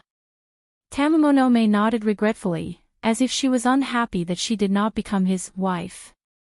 However, Tamamonome seemed to have thought of something, and she nodded honestly, and then asked. What about you, Lord Surrender? If I'm not wrong, you're going to destroy the demon god pillars, right? Wuming naturally nodded and admitted it. There was nothing to hide. Could it be that Wuming came here specifically to save Tamamonome? Wuming and Tamamonome's relationship was not that good. Regarding this, I have something to say. Tamamonome bowed to Wuming, as if she was really putting herself in the position of a subject. Wuming nodded. Since there was information, he naturally had to listen to it. After Wuming nodded, Tamamonome spoke. Actually, the Holy Grail was placed with Judge Ji, but I feel that this matter has nothing to do with her. It was completely planned by Shutendaji. You are indeed the concubine of justice. Wuming nodded. Previously, when Shutendaji had mouthed to Wuming to wait for you in Jiro City, Wuming had more or less guessed it. After all, Jiro City was the residence of Judge Ji, the monster of the city. It wasn't strange for it to become a noble artifact. Actually, when your noble artifact landed in this city, even though Judge Haim borrowed the power of the Holy Grail, in order to resist your somewhat cheating noble artifact, Judge Haim herself probably didn't have a good time waiting for me. Shutendaji didn't take back the Holy Grail and instead left it with Judge Haim. Hearing this, Wuming came to a realization. This made sense. Even if Wuming's abnormal cheating noble artifact was blocked by Jiro City, it shouldn't have left Jiro City in ruins. It shouldn't have left anything behind and directly exploded into ashes. If he borrowed the power of the Holy Grail, then it made sense. Listen to your nonsense. Have you never seen Judge Ji? Wuming asked. After all, Tamamonome's words showed that she didn't know the truth. That's right, Surrender-sama. Shutendaji asked me to stand guard here after Punbu-ji blocked your noble artifact. I will try my best to delay you with the formation of the formation. Suzuka Guzan and Ibaraki Doji were also sent out. Then, Wuming knew what happened after that. Karna stalled Suzuka Guzan, Wuming came here and was told the reason by Tamamonome, and when he returned, he was stopped by Ibaraki. They fought and Ibaraki self-destructed. In the end, Shutendaji died, but the demon god pillar was summoned. Actually, I wanted to visit Judge Ji after you left and retrieve the Holy Grail for you. But because of the agreement between you and me, I didn't do so. Wuming raised his eyebrows. So you're blaming me? Okay, it seems like you're blaming me. Asterisk cough cough asterisk Wuming shook his head and said. I don't think that even if you take the Holy Grail away, the demon god pillar can't be summoned. Wuming believed that Shutendaji's death was the trigger for the demon god pillar to be summoned. It was very likely that Shutendaji had done something to the Holy Grail from the beginning, using his own life as the trigger. Once Shutendaji left, the Holy Grail would automatically activate and summon the demon god pillar with Shutendaji's consciousness. Moreover, it's hard to say if you can defeat Judge Ji. Actually, when Wuming was hugging Tamamonome, Wuming had already noticed that Tamamonome didn't have much fighting strength. Compared to the white-faced, golden-haired nine-tailed fox Tamamonome who was recorded as one of the three demons, the current Tamamonome was just a support fox. Although that's the case, I don't think that Judge Ji will fight back. Tamamonome smiled. This made Wuming puzzled. Could it be that these two were good friends? Chapter 5:17. Facing Wuming's doubts, Tamamonome covered her mouth with her sleeve and smiled. That's what your concubine thinks. That's why your concubine said that the summoning of the demon god pillar had nothing to do with Judge Haim. Damn, she's even keeping me in suspense. Wuming shook his head helplessly. Since there's nothing else, I'll take my leave. Nightingale probably can't hold on any longer. With that, Wuming prepared to leave. Wuming, Sama. Tamamonome suddenly opened her mouth and called Wuming by his real name. Wuming turned his head and stared at Tamamonome. Facing Wuming's stare, Tamamonome smiled apologetically and said. You're an existence blessed by Amaterasu Amikami's incarnation. Make good use of that power. With that, Wuming left. After all, if he delayed any longer, Nightingale really wouldn't be able to hold on. Following that, Wuming recalled the scene from before. Wuming used the pseudo-heaven lock to pull Nightingale back. Blessing from the sun god. Wuming recalled Tamamonome's words and thought of the sun rain. By the way, Shutendaji, have you ever felt the despair brought by the sun? With that, Wuming closed his eyes and began to feel the mysterious power that entered his body without him noticing. Oh, I didn't even feel despair from Minamoto no Reiko. Can you make me feel despair? Demon god Shutendaji let out a strange sound. Following that, he began to make the first move. The countless eyes on the demon god pillar spun faster and faster, gathering magical power. Following that, each eye released a heat ray comparable to a holy sword. The heat rays gathered together and formed a huge pillar of light with a diameter of 100 meters, attacking Wuming and Nightingale. Wuming opened his eyes and waved his hand. Gate, Nightingale chanted a simple incantation, and a purple ripple appeared beneath her feet. Nightingale fell down in an instant. After Wuming heard a scream, Nightingale was completely engulfed by the purple ripples. Arthur's gift armor. After releasing the concept relic once again, the armor on Wuming's body detached and formed a shield. The shield formed a light film and welcomed the heat rays that the demon god shot out. Zzz, the expected explosion did not happen. The shield's light membrane disintegrated all the heat rays from the demon god while swallowing, turning them into pure magic power that spread out in all directions with a sizzling sound. Gate, chanting the incantation again, Wuming's figure behind the shield disappeared, leaving only a purple ripple. Suddenly, the demon god pillar made an incomprehensible sound. It was a scream that belonged to the demon god pillar. Behind the demon god pillar, Wuming was holding his holy spear. The front half of the holy spear had already pierced one of the eyes behind the demon god pillar. Although there were eyes behind the demon god pillar, because Wuming appeared too quickly, the demon god pillar did not react at all.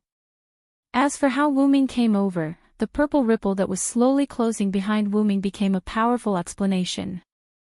Wuming could use the teleportation portal to any place he had been to and any place he could see.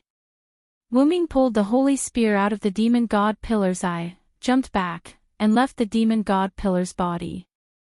The moment he left, a large amount of dark purple fog appeared from the eyes of the surrounding demon god pillars. Without a doubt, if Wuming did not dodge, he would have been enveloped by the dark purple fog.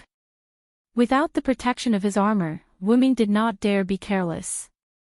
Even if the dark purple fog did not seem like poisonous fog, who knew whether it would dissolve in an instant? Because of the damage, the demon god pillar stopped releasing heat rays. And because of this, Wuming's noble artifact also stopped. However, Wuming did not let the noble artifact recover his armor. Compared to the permanent noble artifact's armor form, the shield form after true name liberation was much more useful.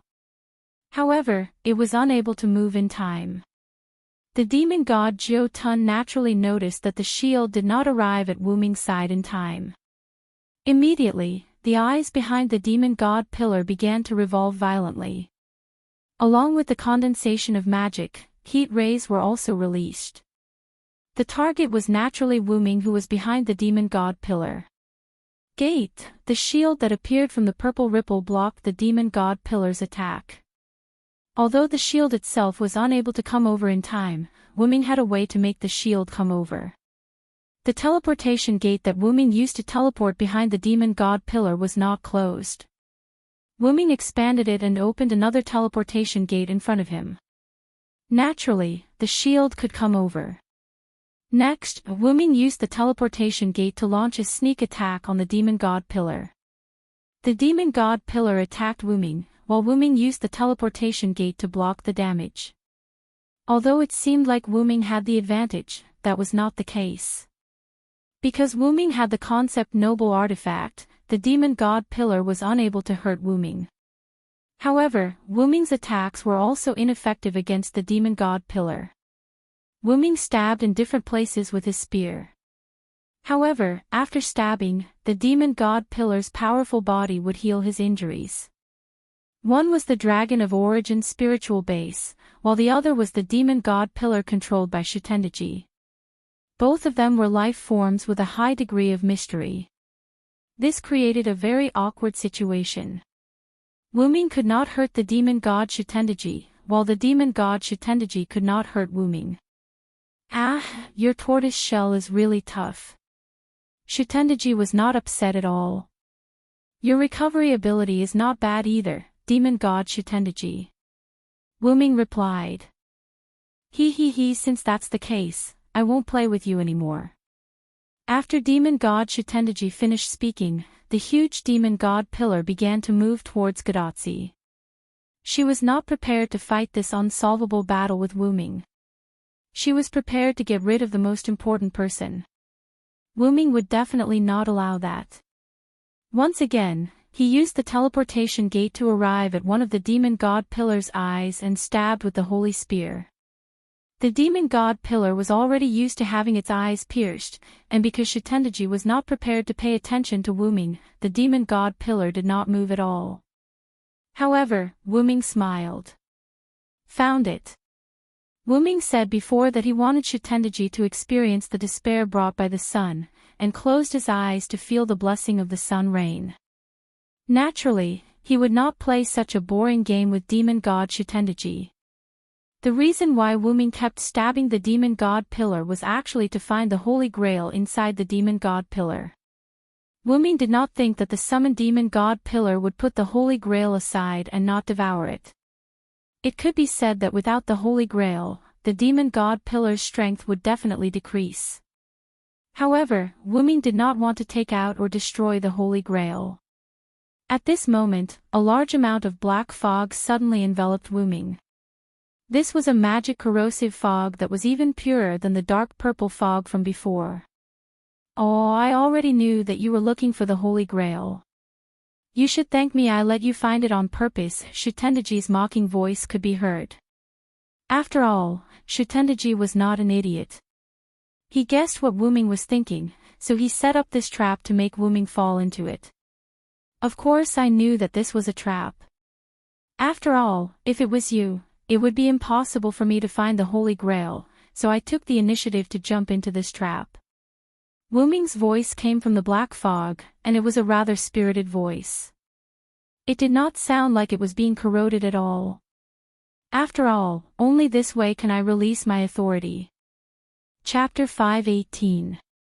Although Wuming had cheated, he did not have any trump cards like the Savior's Sword or the 12 clones because of Celander's spiritual base. Wuming had only created an ordinary spiritual base in the root of Genesis and sent it to this singularity. Celander's identity was created by Maeve using the Holy Grail, so Wuming did not choose to interfere. After all, being invited in and barging in were two different concepts. Moreover, even without the Savior's Sword and the 12 clones, Wuming was not weak. However, although he wasn't weak, he couldn't really injure demon god Shutting without using a noble artifact. If he wanted to cripple him, he would have to use a super energy-storing noble artifact again. However, Wuming did not plan to use a relic in the first place. As he had a concept relic to defend himself, the demon god pillar's attack could not hurt Wuming. It was a sad story. Therefore, Shutenji could only use the Holy Grail to lure Wuming out from behind the tortoise shell. Wuming also needed to come into contact with the Holy Grail, so Shutenji's actions helped Wuming. Previously, Wuming had received the sun rain from Tamamonome and received the sun god's blessing passively. After Wuming found out that the blessing was from the sun god, he wanted to use it to blow up the demon god Shutenji. How would he blow it up? Of course, he would use his authority to transform into the sun. With the sun god's blessing, Wuming did not need to change his class. He could directly use the Holy Grail to connect with the root of Genesis and use the sun god Shutenji. Of course, due to various factors, this move was only a one-time use. After it was used, it would be gone. However, based on the current situation, Wuming felt that it was worth it. If the demon god Shutenji was allowed to wreak havoc in the American continent, the entire continent would probably turn into a land of poison in a few days. This proved the saying once again. Even if he left, Shutendaji would still cause trouble for Wuming. That was why Wuming decided to directly use the sun god's blessing upon seeing Shutendaji turn into a demon god pillar and connect to the Great Origin's usage of the Holy Grail. This was also why Wuming wasn't the slightest bit nervous even after falling into Shuting's trap. Because the sun's flames would burn everything. For the sake of victory, quickly come before me. Undying sun, please bestow upon me a shining steed. Horses with enough intelligence, bring me the light will that symbolizes your master. After Wuming finished chanting, the fog surrounding Wuming began to glow. Boom! A ball of golden flames broke out from the fog with an explosion, starting to burn on the demon god pillar. The demon god pillar once again let out an incomprehensible sound of pain. General, demon god Wine Tun.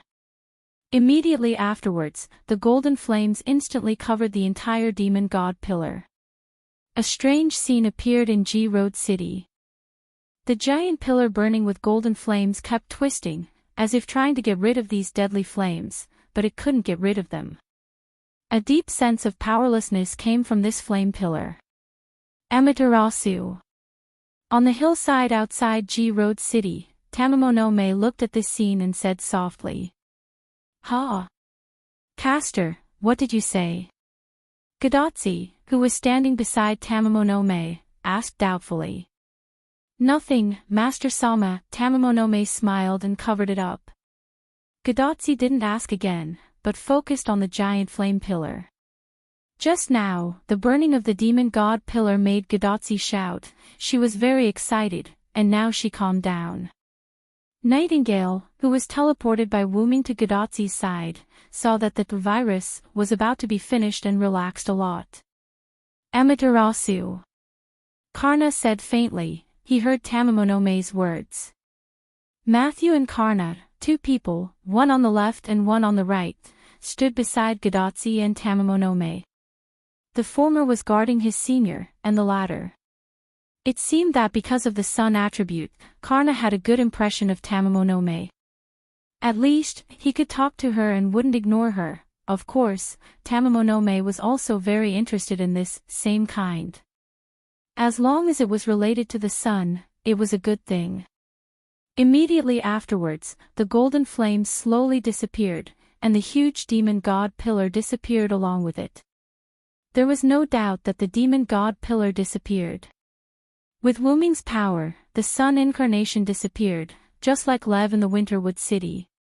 It's just that the demon god pillar, Florence, died, and there was still Lev left, but demon god Wine Tun died, there was nothing left. No, it should be the only thing left. Wuming looked at the original position of the demon god pillar, and thought with a strange expression. At this moment, a girl who was dressed like a Japanese princess was lying on the demon god pillar's position. Her eyes were spinning in a spiral shape. There was no doubt that this girl was unconscious, and it wasn't light. Wuming could faintly hear the unconscious girl mumbling something subconsciously. No, no more torture, no more torture, Wuming smiled, not knowing what to do. Looking at this princess girl who was no longer being tortured, she was probably talking about Tamamonome's punishment princess. It seemed that Tamamonome had been brought into the demon god pillar when it appeared. Otherwise, Wuming didn't think that Tamamonome would have been able to survive until now in the demon god pillar's attack range. I think I understand why Tamamonome said that Tamamonome wouldn't be the one who summoned the demon god pillar. Looking at Tamamonome's appearance, she had been unconscious for a long time. She had probably fainted after blocking Wuming's treasured artifact. Shutendaji placing the Holy Grail in front of the unconscious Tamamonome made sense. Shaking his head, Wuming stopped paying attention to Tamamonome and looked at his hand. Wuming held the golden Holy Grail with one hand. Sensing the magic on it, Wuming smiled. He had finally recovered a Holy Grail. Not long after, Gadatsi's group arrived. As if it was a coincidence, when Gadatsi's group arrived, Tamamonome turned into magic and left. After blocking Wuming's treasured artifact, being sucked into the demon god pillar, and being injured by Wu Ming's sun incarnation, it was already a miracle that she was able to last until Gadatzi's group arrived and didn't leave with the demon god pillar. Placing the Holy Grail in his golden ripples, Wu Ming looked at Gadatzi and sighed. Finally, the first Holy Grail has been collected. Why do I feel so tired for some reason, Wu Ming thought. Chapter 5:19. Wu Ming did not choose to let Chaldea retrieve the Holy Grail. Not to mention that Chaldea had not been contacted yet.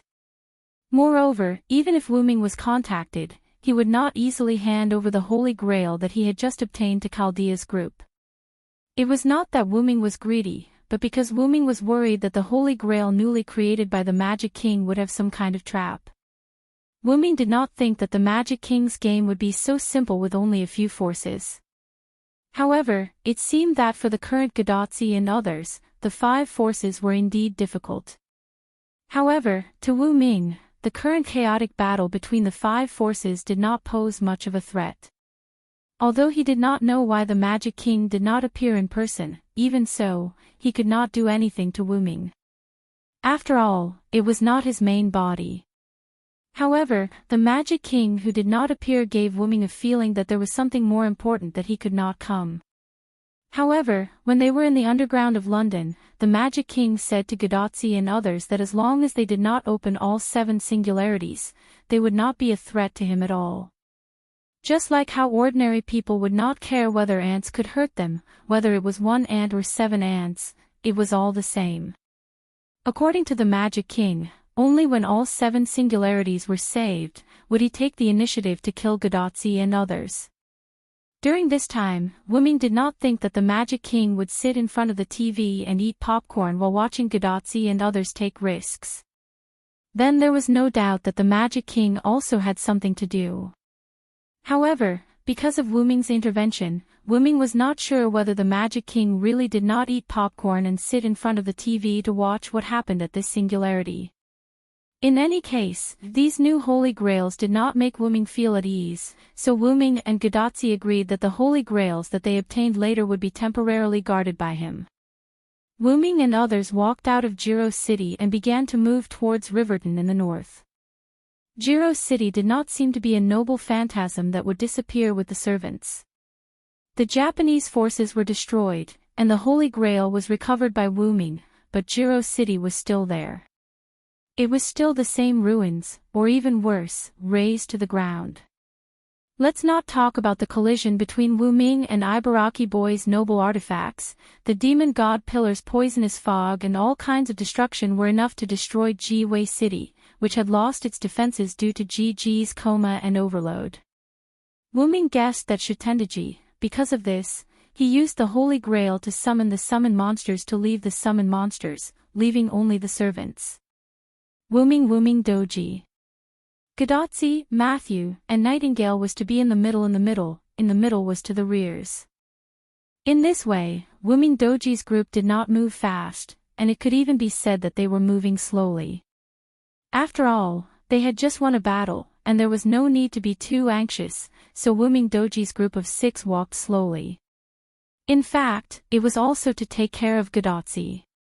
After all, it was rare for them to come into contact with the current crisis, so there was no need to carry Gadatzi as if they were transporting goods. However, they could not be too careless, as the current lineup of 6 people could be seen. Wu Ming Doji and Karna were in front and behind, while Matthew and Nightingale were guarding Gadatzi in the middle. As for Tamamo Mei, who had been following behind Wu Ming, she followed by herself. Besides, it would not affect them much, so Wu Ming acquiesced. However, it seemed that it really did affect them. Along the way, Gadatzi Doji and Matthew kept looking at Wu Ming strangely, as if they were shy, as if they were praising him, as if they were gratified. In short, it was that kind of strange look that Wu Ming could not put his finger on. The more Wu Ming Doji thought about it, the more he felt that something was wrong, so he asked Tamamo Mei. Did you say something strange when you came here and met up with Tachika Doji and the others? Lord Celander, you're overthinking it. I merely politely introduced myself as your fiancé to you, master. Tamamo Mei smiled elegantly at Wu Ming. Ah. Wuming Doji finally understood why Gadatsi Doji and Matthew Doji were looking at him in such a way. But I didn't say that I wanted you to be my fiancé. Forget it, forget it. Let's leave it at that for now. Seeing that it was because Tamamo had fought the demon god Shutting, Wuming Doji decided to take a loss and leave their relationship at that for the time being. Hello, hello, hello, hello, speaking of which, why is Miss Nightingale here? Wuming asked Gadatsi and the others behind him. Although Wuming's team of 6 had arranged themselves in a strict manner, Wuming, who was leading the way, and Karna, who was bringing up the rear, were only a few meters away from Gadatsi. Therefore, Wuming didn't need to raise his voice or wait until he was close enough. He could just ask directly. Oh, you're talking about this problem. Actually, it's like this. Gadatsi smiled and explained to Wuming. After Wuming heard this, he began to have some doubts about luck. That night, Wuming instigated Nightingale to perform an amputation operation on Achilles. Achilles was already fed up with the berserker, so he ran away. Naturally, Nightingale let go of this excellent amputation material and chased after him. The two chased each other on the land southeast of the Missouri River that was not under the influence of Rome and Greece. In this way, Nightingale chased after Achilles for a few days, but in the end, Achilles was more skillful and escaped Nightingale's pursuit. After all, he was a cavalry. Nightingale, on the other hand, could not find her target, so she began to save others along the way. For some reason, ordinary natives, soldiers of the Revolutionary Army, and so on were still wandering. Humans were not to be underestimated. Even in an era where the 5 forces were divided, humans could survive on their own. The location of Denver was not so much located in the Rocky Mountains, but more accurately, it was located at the foot of the Rocky Mountains. In other words, the terrain was not high. Coincidentally, Nightingale's original location was south of Riverton and north of Denver. In this way, if she walked a little further south, Nightingale would not be far from Denver. Coincidentally, Shutendaji's poison was a pathogen for Nightingale. After feeling the poison blown away by the explosion between Wuming and Ibaraki Duji's noble artifacts, Nightingale came to Denver with her obsession as a berserker. Since most of the poison in Denver had been blown away, Nightingale was able to find people or things that were more poisonous at the moment.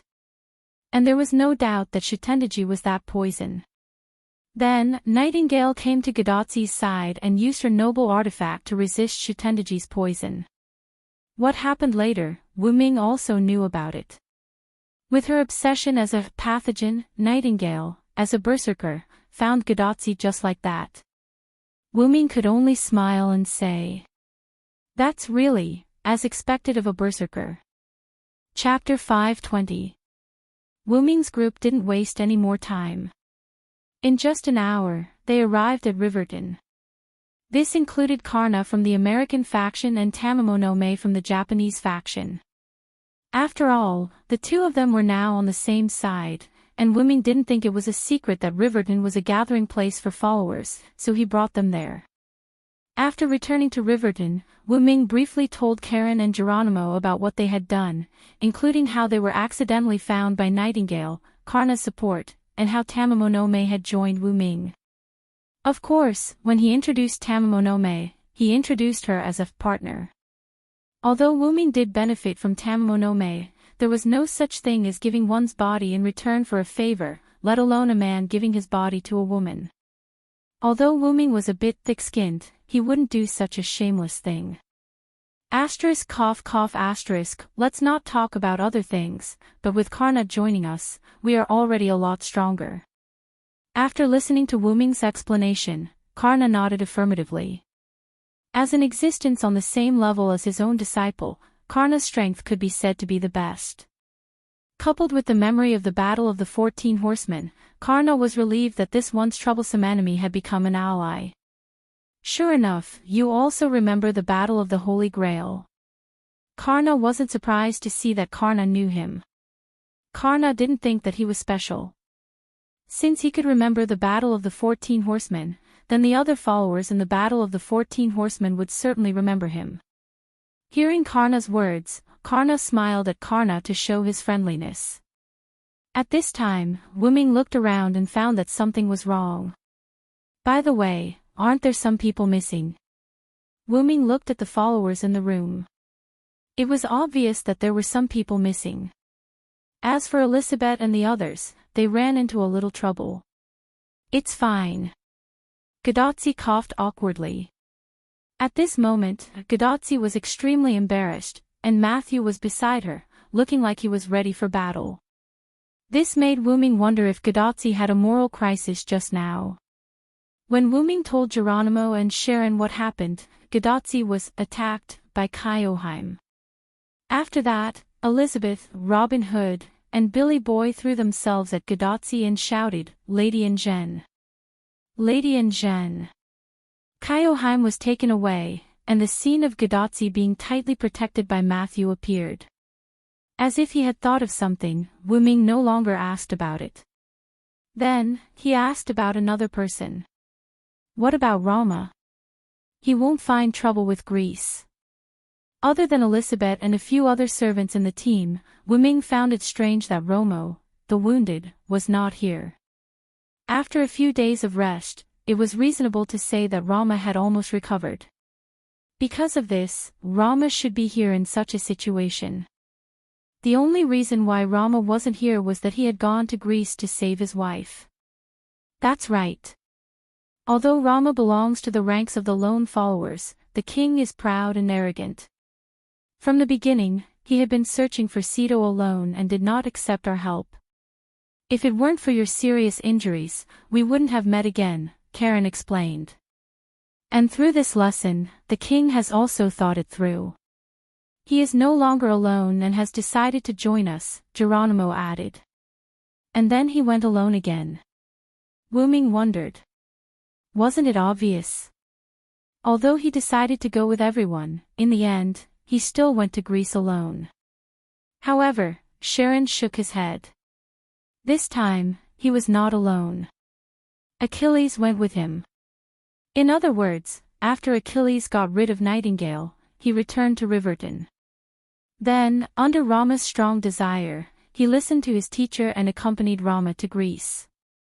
Spartacus also went with them. Geronimo added and smiled. Wuming instantly understood Geronimo's smile and felt a little embarrassed. If Geronimo hadn't mentioned it, Wuming would have forgotten about him. Back then, he had used the pseudo-heavenly lock to tie Spartacus up and threw him into the woods.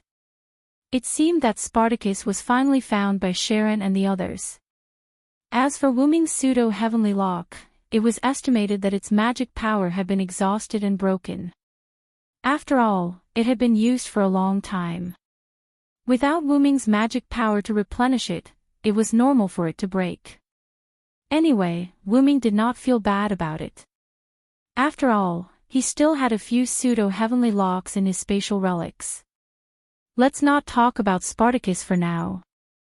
If Achilles went with them, I'm relieved. Wuming was relieved. He did not want Rama to be killed again. Although Achilles was easily tied up by Wuming's trick, as a demigod hero, Achilles was not to be underestimated. Not only did he have an almost invincible defense like Karna, but he also had many relics. For example, Achilles' shield alone was enough to block the most powerful relics of Karna and Wuming, which were comparable to natural disasters. Of course, although it would break after blocking for a while, it was enough for a battle that could end in a few seconds. Since Rama and the others have gone to Greece, let's work on both sides. Whether it was Sharon, Geronimo, Nightingale, or Karna and Tamamonome, they all understood what Wuming meant. Are we going to have a final battle? Gadotsi also understood what Wuming meant. She was shocked. That's right. Wuming decided to end the mutation of this singularity as soon as possible. With the Celtic forces, the American forces, and the lone follower forces joining forces, and the Japanese forces withdrawing, Wuming felt that now was the best time to destroy both Greece and Rome. Wu Ming had always felt that the trap set by the Magician King at this singularity was not that simple. He felt that Shutendaji was not the only one who knew Wu Ming's identity and was targeting Wu Ming. The longer this dragged on, the more Wu Ming felt that something was going to happen. "Sharon, Geronimo, what do you think?" Wu Ming asked the two of them who were acting as the wise ones. "I think we should slow down a little. After all, Rama and the others just left yesterday. They should be in Greece now," Geronimo said calmly. However, Sharon expressed a different opinion. "I agree with Salander, but I suggest we only attack one of the forces for now." Chapter 521. Immediately afterward, Sharon began to analyze. "And as far as we can see, our three-party cooperation can cause an overwhelming force to one of them, but if we deal with both forces at the same time, we will inevitably be suppressed by both sides. After all, although we have a large number of servants, if we deal with both forces at the same time, we will have to split up.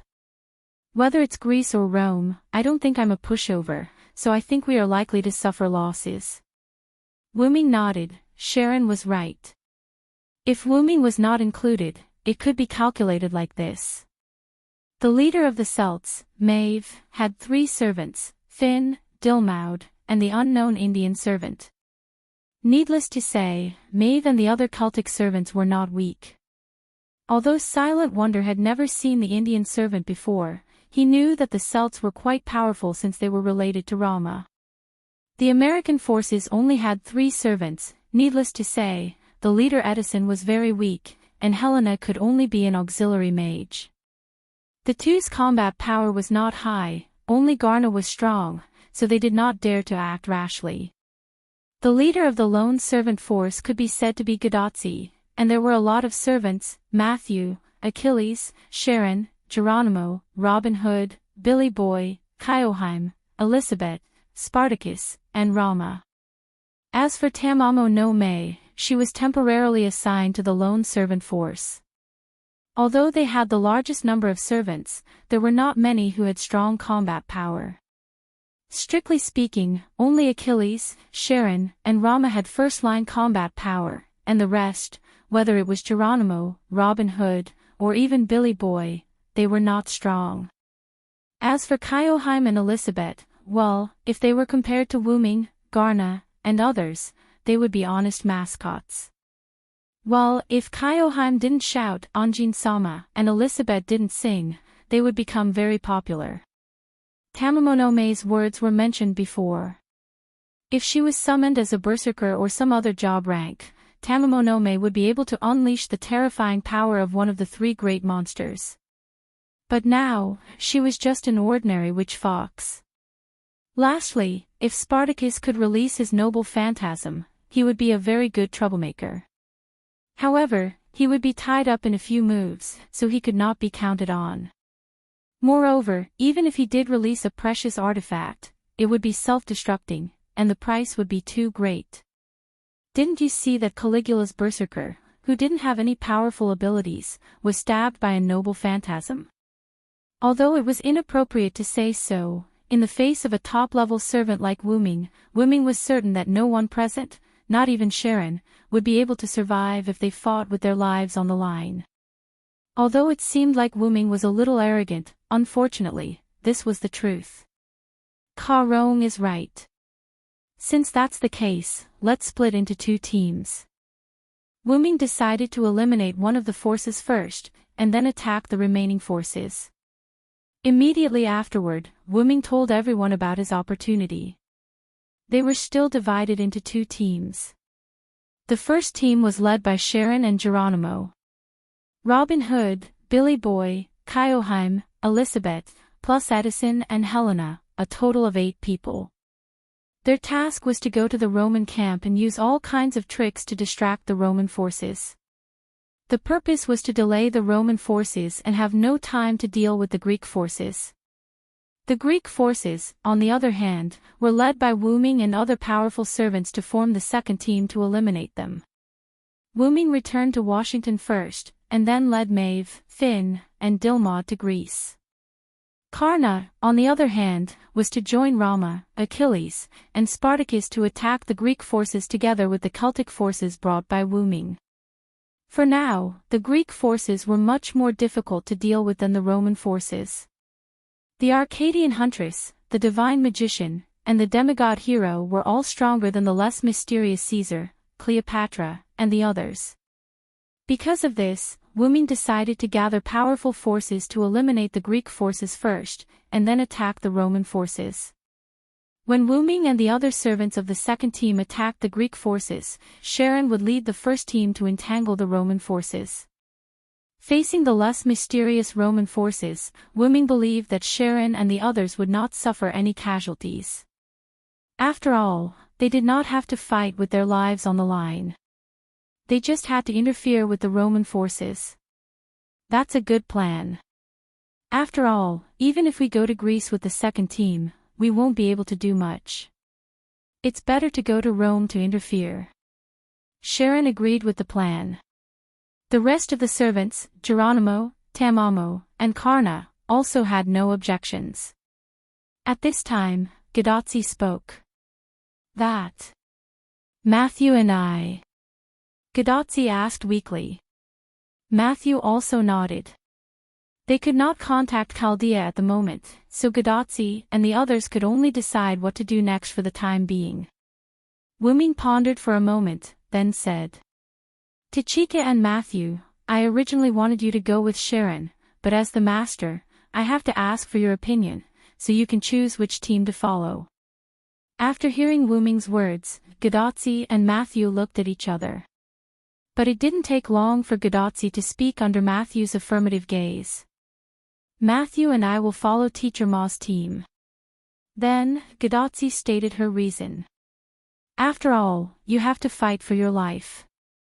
If Matthew and I go, it may cause trouble for you. After all, Matthew is not good at attacking. Let Matthew and I go to Rome to interfere. Gadotsi said to Wu-Ming with a smile.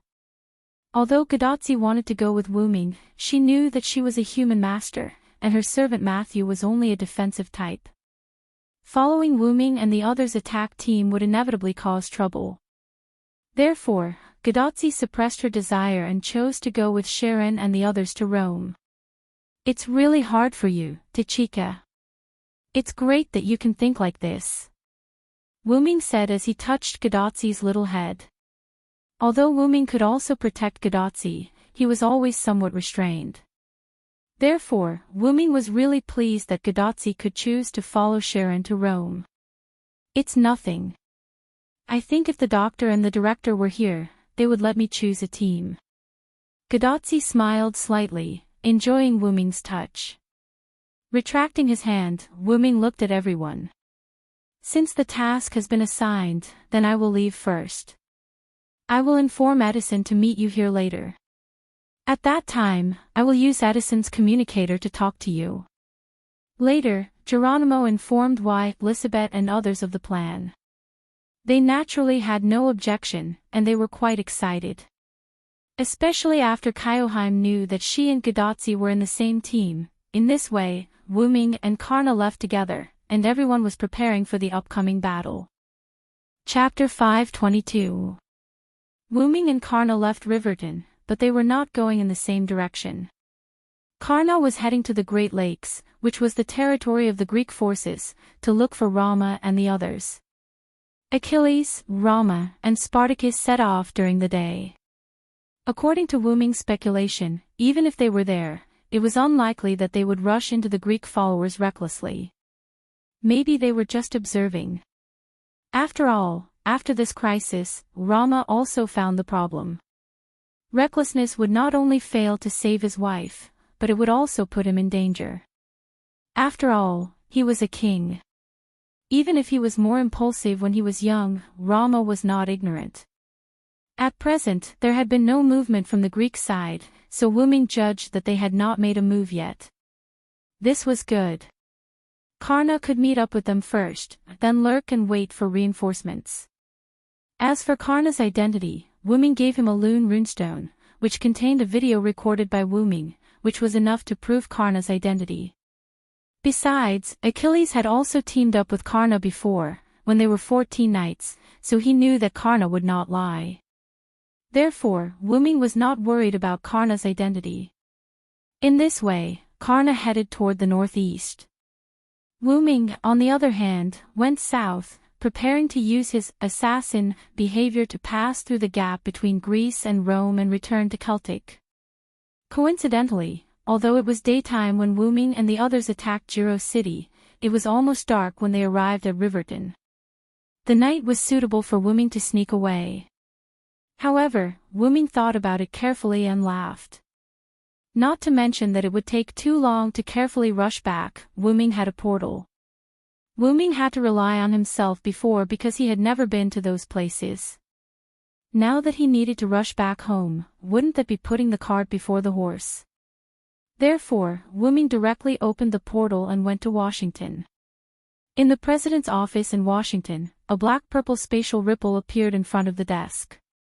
Then, Wu Ming walked out of the portal. "You're back." Wu Ming let out a long sigh of relief, giving off the feeling of a wanderer returning home. However, Wu Ming chuckled self-deprecatingly. The feeling of home could only be felt in the root. After that, Wu Ming looked around the empty office. The office gave Wu Ming the feeling that no one had come here after he left. The books on the table were still the same as when Wu Ming left. "Xiao Sai, you're back." At this moment, the door to the office suddenly opened. The person who called Wu Ming Little Sai was undoubtedly Maeve. Then, Maeve threw herself into Wu Ming's arms. "I'm sorry, Maeve. I was delayed by something and came back late." Silent Wonder smiled at Maeve. His smile naturally contained an apologetic tone. However, Maeve didn't care. After shaking her head, she broke away from Wu Ming's embrace. Then, Maeve hugged one of Wu Ming's arms and said with a smile, "It's good that you're back." If there were outsiders here, they would probably be scared to death by Maeve's behavior. Therefore, the cold, arrogant queen who didn't treat men as humans had become so gentle. She was many times gentler than before Wu Ming left. Even Wu Ming was shocked. Was it because they hadn't seen each other for a long time that led to the release of mental stress? Ahem.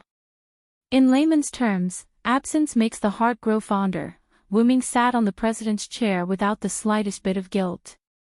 The poor president had already died. Wu Ming hugged Maeve, who was sitting on his lap, and began to tell her about his experience. Maeve, on the other hand, was listening attentively, her big eyes sparkling. In other words, as long as we join forces with the American forces and followers to eradicate Greece and Rome, we will win. Maeve smiled sweetly. Wu Ming nodded. Then he asked Maeve a little strangely. "Maeve, why are you so happy today?" Wu Ming asked. Since she came in, she had been very gentle until now. She was much gentler than the Maeve from a few days ago. Of course, she was still not as gentle as an ordinary girl, but this was not easy for Maeve. You can't expect a queen to be gentle. This was already a very gentle level for Maeve. Facing Wu Ming's puzzled question, Maeve hugged Wu Ming's neck and looked at Wu Ming's face and said happily. Because Sai took off her helmet. When Maeve said this, Wu Ming realized that he didn't wear his helmet anymore. No one knew when it started, but Wu Ming had taken off his helmet and maintained the appearance of only wearing white armor. Wu Ming would only close his helmet during the battle, but once the battle was over, he would take it off again. Although Wu Ming was used to it, Maeve was not. She had never seen Wu Ming's true face in this singularity. Of course, it didn't mean that Wu Ming covered his true face to make Maeve suspicious. After all, no matter who it was, if their lover always covered their face with a mask when they were with their other half, the other half would be very depressed if they couldn't see their lover's face. So, I won't wear a helmet in the future, how about that? Without apologizing, Wu Ming asked with a smile. With the relationship between the two, there was no need for an apology. Yeah, but no matter what, I like little Sai. Maeve gently leaned in Wuming's arms and enjoyed this moment of peace. Wuming gently patted Maeve's back and enjoyed a moment of peace with Maeve. Sure enough, Maeve is actually just a little girl who lacks love. After a moment of tenderness, Wuming and Maeve left the office. After all, there was no time to lose. It was better to mobilize the troops and start the final battle. By the way, Sai, that Indian servant left our side. Left? What happened? Although leaving a servant was not a big deal for the current situation, Wuming still wanted to know the inside story. That servant is the hero of India, Achuna. He temporarily joined us on the grounds of following us to find Karna. Soon after he left. Wuming was taken aback. Achuna's mortal enemy was Karna. It seemed that he was still very persistent after death. No wonder he had some relationship with Rama. Rama was the seventh incarnation of Vishnu. Vishnu's sixth incarnation was the axe-wielding Rama, who appeared in the Mahabharata. It had some relationship with Achuna. But more importantly, the axe-wielding Rama was Karna's teacher. Karna's spear was transformed from the axe-wielding Rama's eternal blade. Wuming's heart suddenly skipped a beat. Karna won't meet Achuna halfway, right? Chapter 523. Maeve, gather Finn and the others and head to Chicago. I'll go check on Riverton. I have a feeling that Ajo and Karna have met. When it came to serious matters, Maeve was not ambiguous at all and immediately nodded. Wuming opened a portal and walked in. After Maeve saw Wuming leave, she reverted from a pretty girl to an incomparably domineering queen. She then gave an order to the Wuming guards outside. All troops, head to Chicago. Outside Riverton town, a dark purple teleportation gate appeared. Wuming walked out. Although Wuming was going to Riverton, Wuming chose the place where he and Karna had parted. Wuming looked in the direction Karna had left. Lightning and fire kept appearing in the sky there. Wuming immediately took out his communication device and contacted Edison. Even if Karna and Ajo met, they wouldn't be able to determine the winner in a short time. Hello, this is Thomas Edison. The Lionhead's deep voice came from Wuming's communication device. Listening to Edison's incomparably serious voice, Wuming was amused. Could you imagine a giant lionhead seriously talking on the phone? I'm Siren, President Edison. Wuming then told Edison to attack this place. Wuming also told Edison that Karna was with him. Understood. I'll go to Riverton with Lady Helena immediately with the mechanical infantry, Edison said seriously. Edison said solemnly and then hung up the communication device. Wuming smiled helplessly and put the communication device away. Wuming didn't go back to Riverton. Instead, he ran toward Karna. East of Riverton, in the Missouri River Basin. At this moment, two godlike figures were fighting. Whoosh! Whoosh! Whoosh! Several bolts of lightning shot towards the running Karna from the top of a small hill. Bang! Bang! Karna swung his spear and deflected the lightning arrows. The falling bolts exploded on the ground, creating many craters. Then, Karna condensed mana on his spear and swept it toward the small hill in front of him. Crack! Boom! Like cutting vegetables, the small hill in front of Karna was cut in half and then exploded by the mana contained in it. A dark-skinned figure flew up from the small mound, holding a strange bow in his hands. There was no doubt that the arrow that had attacked Karna was shot by him, and it had to be Ajo. Ajo wasn't worried about losing her cover. In the air, Ajo stood upside down and raised her bow. Karna shot a few more arrows.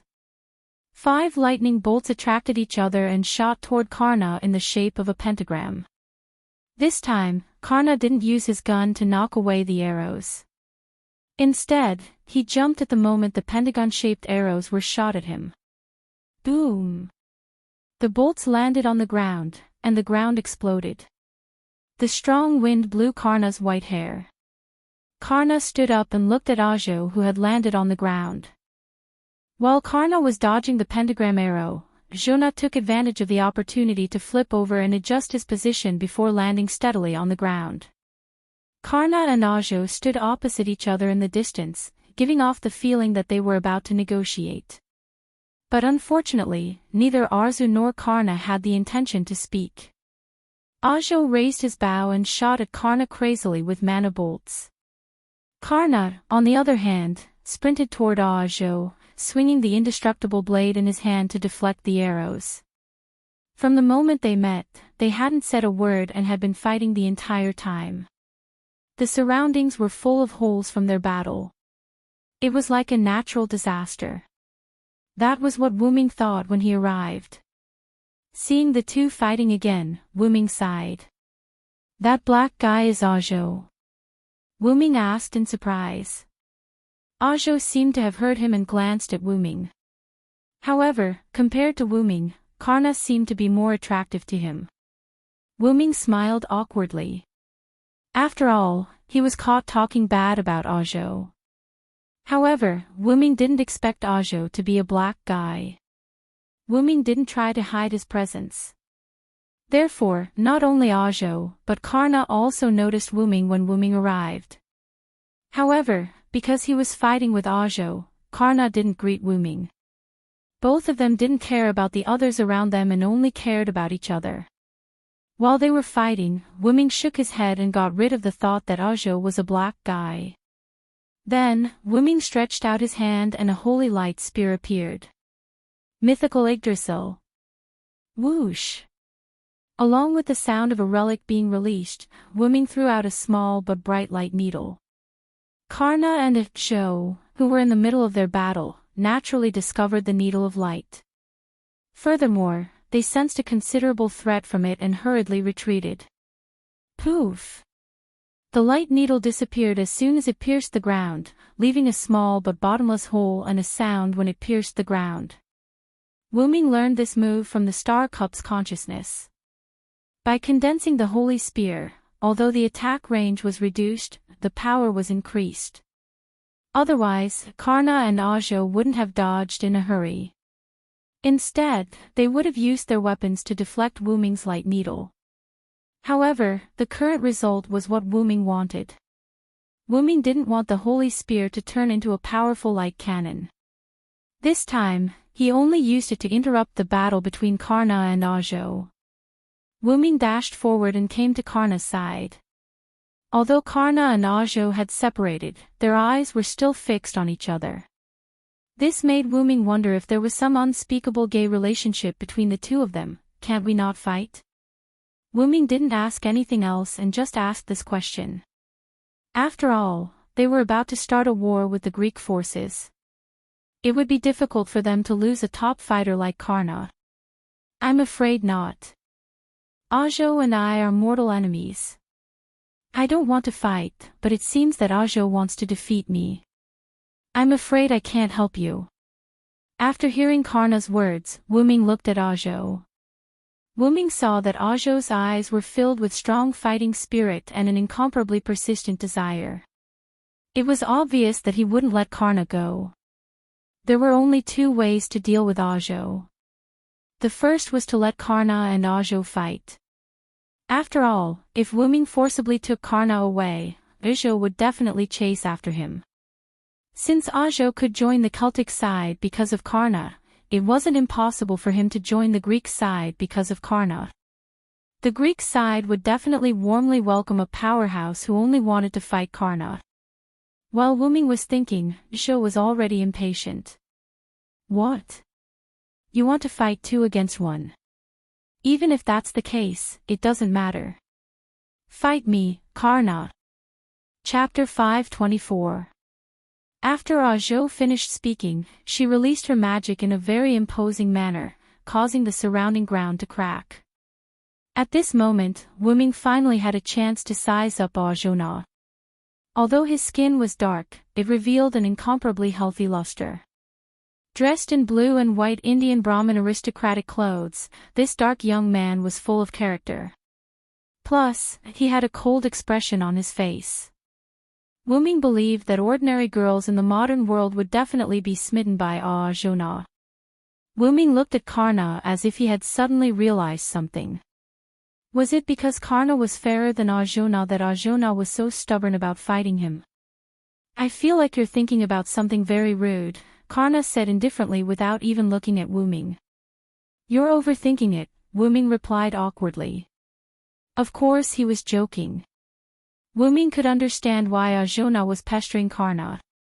They were evenly matched, but because the opponent was in a difficult situation, Arjuna, who had once sworn that he would not attack the opponent when the opponent was in a difficult situation, made his move. Even though Arjuna's guidance was involved, in the end, Arjuna still shot the arrow himself. That was the arrow that ended Karna's life, and also the arrow that would make Arjuna suffer for the rest of his life. The hero Arjuna had actually wanted to kill his archenemy in a murderous manner. That was too degrading. Although justice always belonged to the victor, Arjuna still felt uneasy. Therefore, after turning into a heroic spirit, his wish was to fight Karna and defeat him with his own strength. Wuming had also thought it through. Let Karna and Arjuna fight. After all, even if Wuming took Karna away, they would still end up fighting in the end.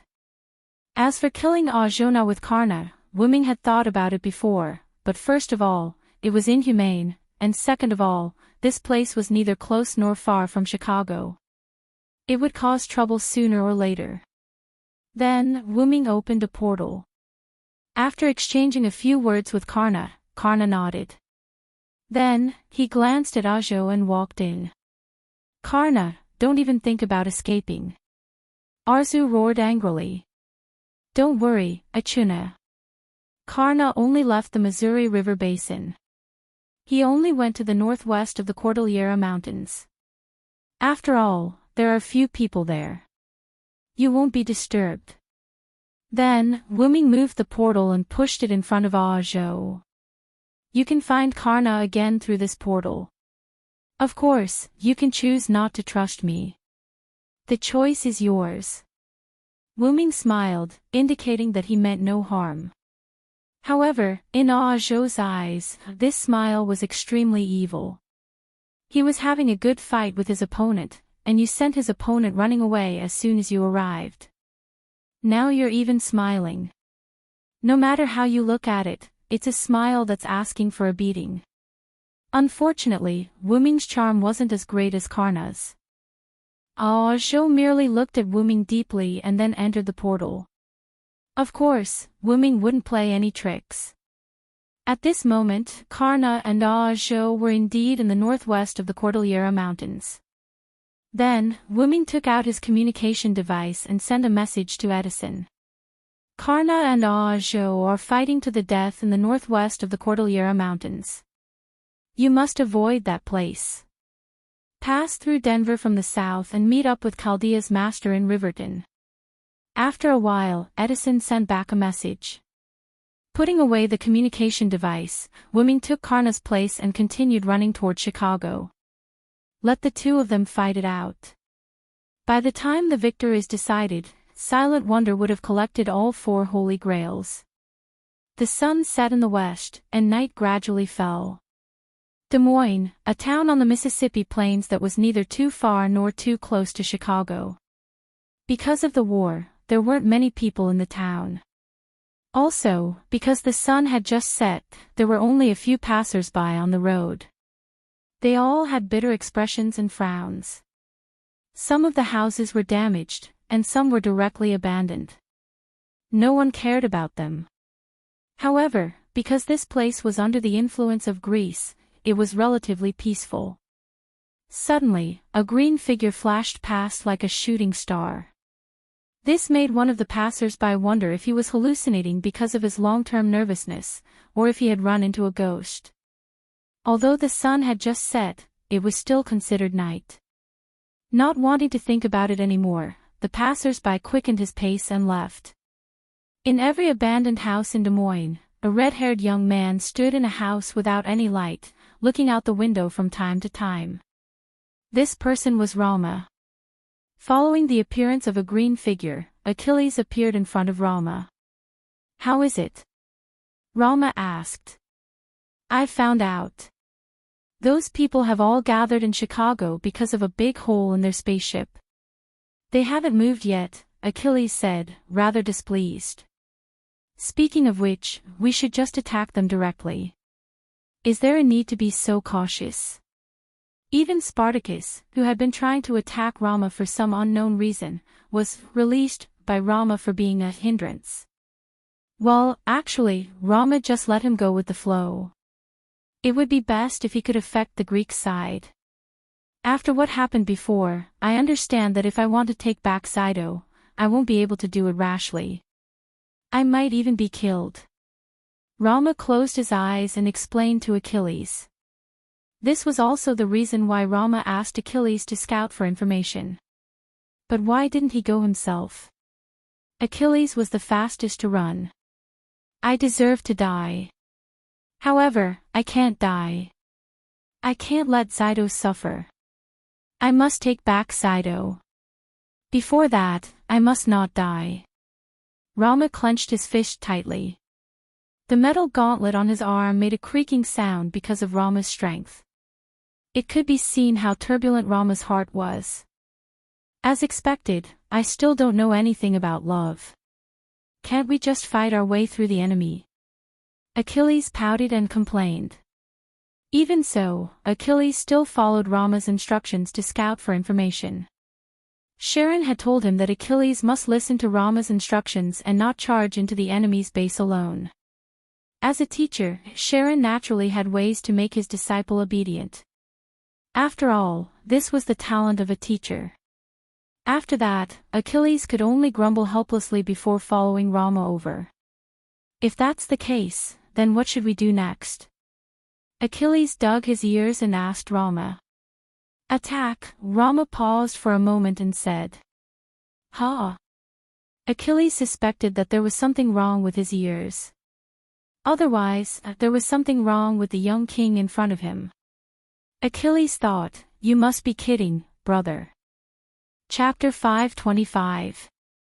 Without paying attention to Achilles' expression, Rama explained the reason. "At present, there is no monkey army to help me. The only servants who can fight are you and me. Therefore, attacking is the most reliable method at present." Rama said sadly. When he thought that Sido might have been killed, Rama's heart was full of uneasiness. The young Rama still had the courage to be foolish. After Rama finished speaking, Achilles' forehead showed the word V. "Isn't that the same as my previous proposal?" Achilles thought with a broken heart. Suddenly, a voice came. "I think you'd better wait a little bit." "Who is it?" Whether it was Achilles or Rama, they took out their weapons and were vigilant. "Don't be nervous." Then, accompanied by an optical camouflage illusion, Wu Ming's figure appeared in a corner of the dim room. Wu Ming said that the technology of the Mecha clan was still useful.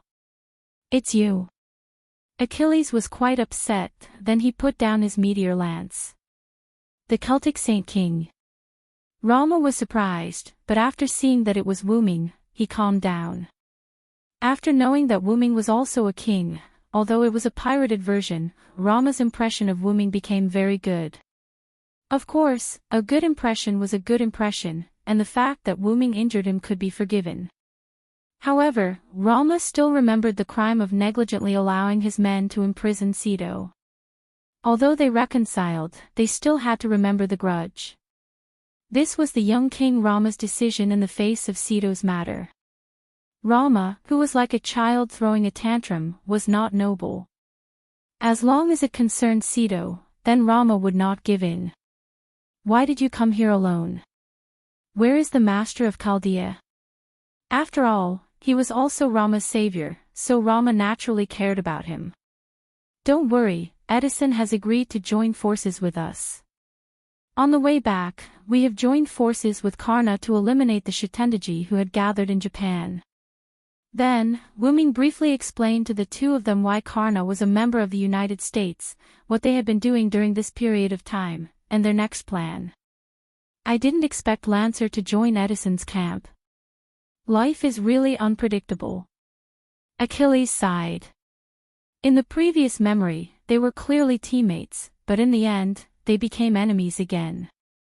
But in any case, because of the alliance, they became teammates again. That person is a hero who gave alms. It's not strange for him to have such decisiveness, Rama said calmly. Although he and Karna did not come from the same story, Rama knew quite a bit about the hero who gave alms.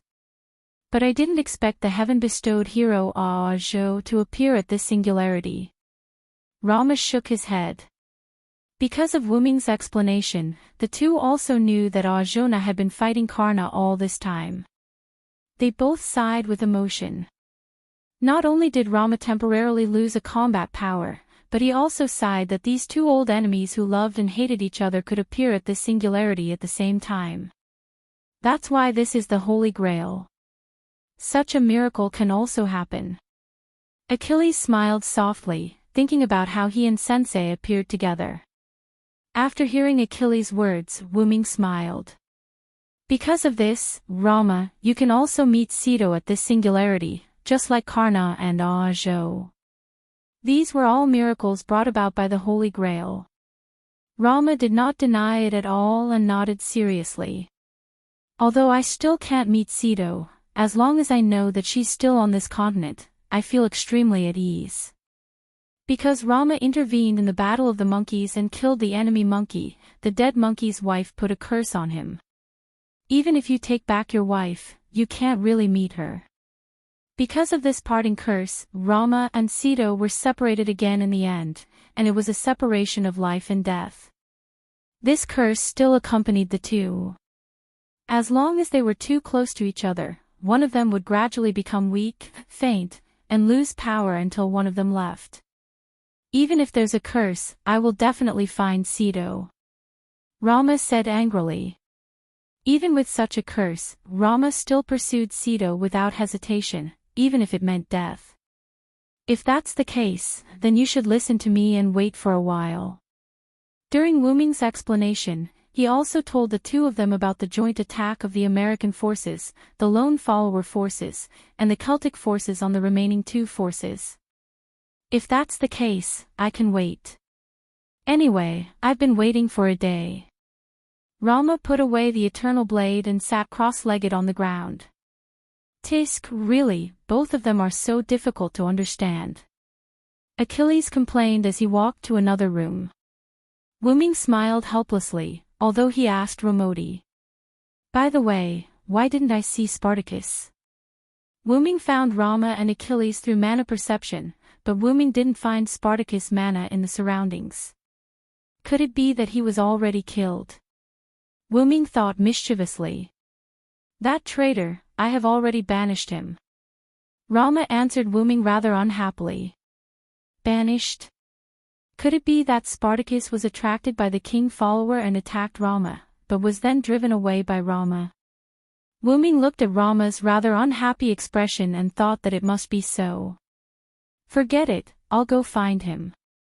I don't want him to ruin my plan.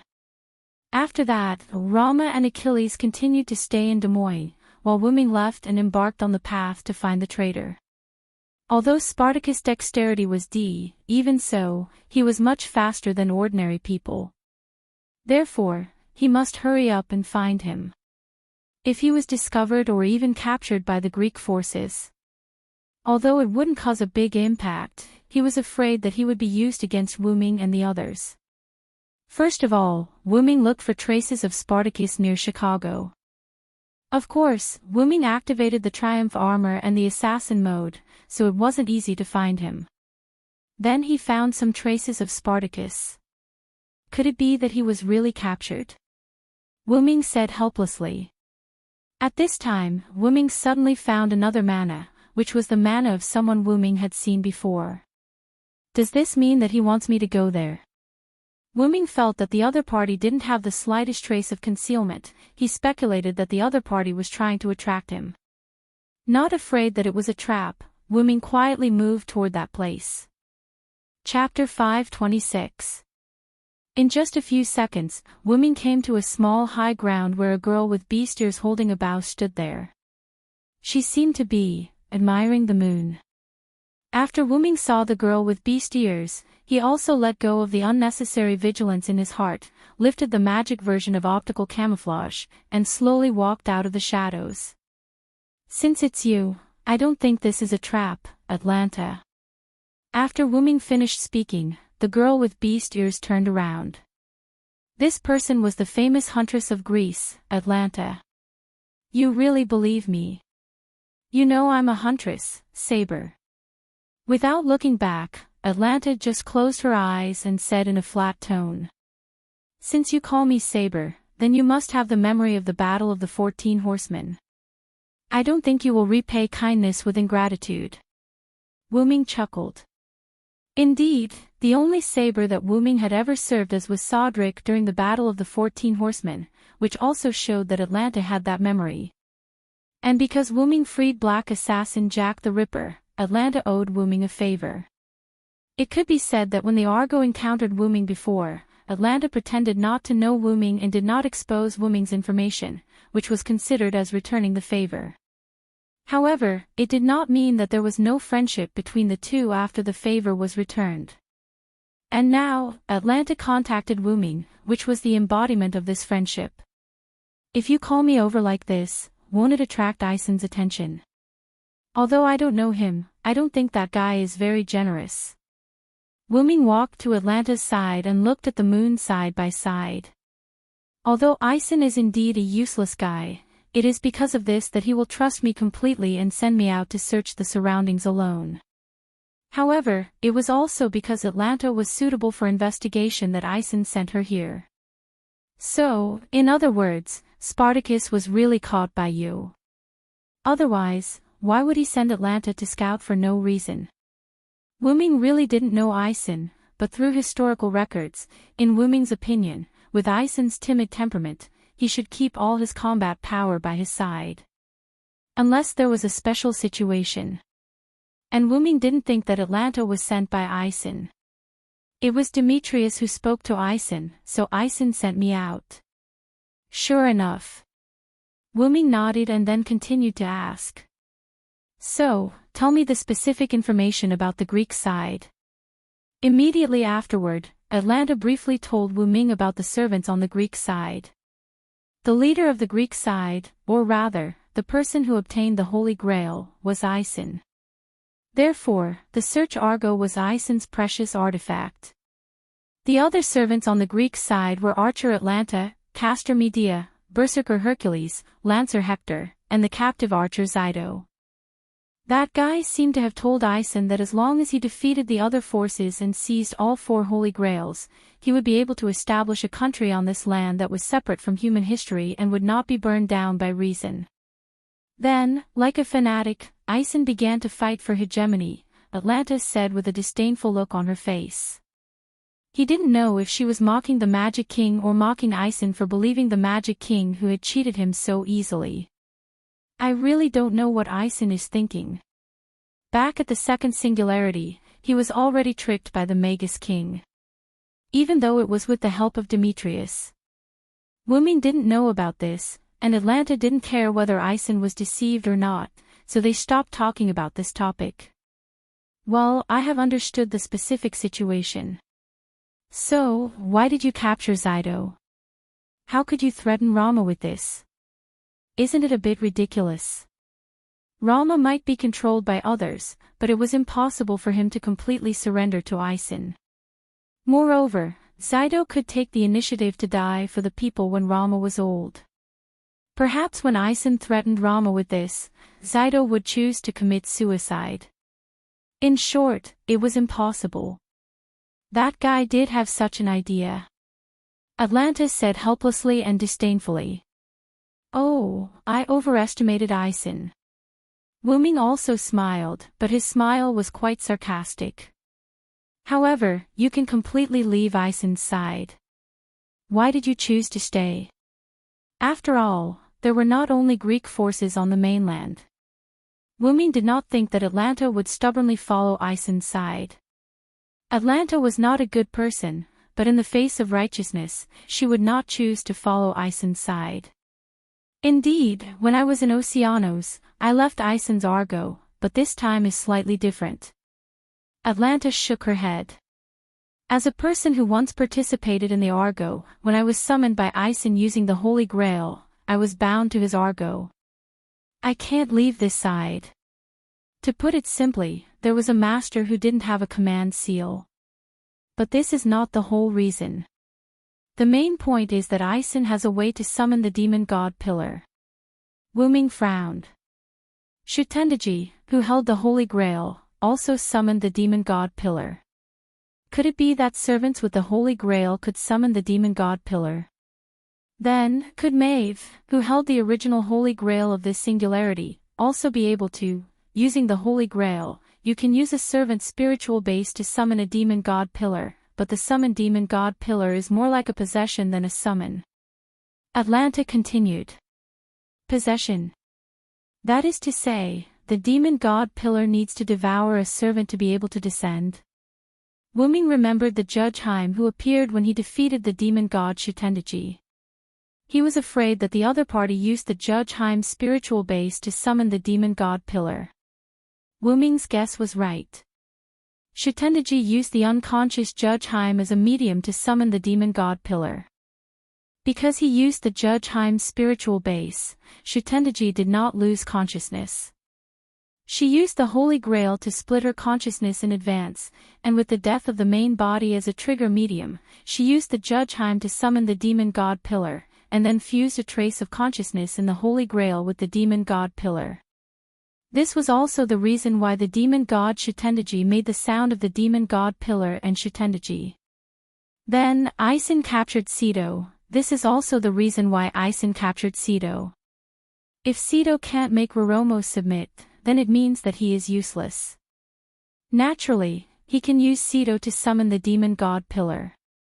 Atlanta's eyes were evil, as if she was ashamed to be in the same force as Isen. This is the most important reason why I didn't break away from the Greek forces. Chapter 527. Compared to breaking away from Greece, isn't it more suitable for you to lurk as an undercover agent? Wuming said for Atlanta. Atlanta nodded and then continued. Because I don't know how to be an undercover agent, I can be regarded as working for Isen wholeheartedly during this time, whether it's capturing Sito or obeying orders to kill other servants. That was also the reason why Atlanta did not hesitate to place a noble phantasm on Wuming. Since the Argo was destroyed by your shot, Isen has been keeping the Argo in Chicago for the past few days and embedded the Holy Grail in it. With Demetrius' help, the Argo has become a grade A+ noble phantasm. It's more than enough to withstand the attack of a great and noble phantasm. Wuming smiled when he heard this. He was afraid that Isen was frightened by Wuming's shot, so he installed the Holy Grail directly on the Argo. However, because the Holy Grail was transferred from Chicago to the Argo, the Dragon Teeth soldiers could not be automatically mass-produced. These days, the Dragon Teeth soldiers were made by Demetrius herself. Not only the quality but also the quantity has decreased a lot. In several battles with Rome, we can be said to be at a disadvantage. Wuming suddenly realized that the Holy Grail still had a lot of drawbacks. It could not mass-produce soldiers on the Argo. But because of this, Isen let me, Hector, and Hercules go to the battlefield together. We killed Julius Caesar and Cleopatra. At present, there are not many Roman servants left. Hearing this, Wuming's eyes lit up. This can be regarded as reducing the burden on us. Immediately afterward, Wuming told Atlanta about their plan to unite the three parties. I didn't expect you to be able to do this. Atlanta looked at Wuming deeply. Becoming the king of the Celts, destroying the Japanese forces, joining the American forces, and attacking Greece and Rome with the lone servant forces led by Master Chaldea. This really shocked Atlanta.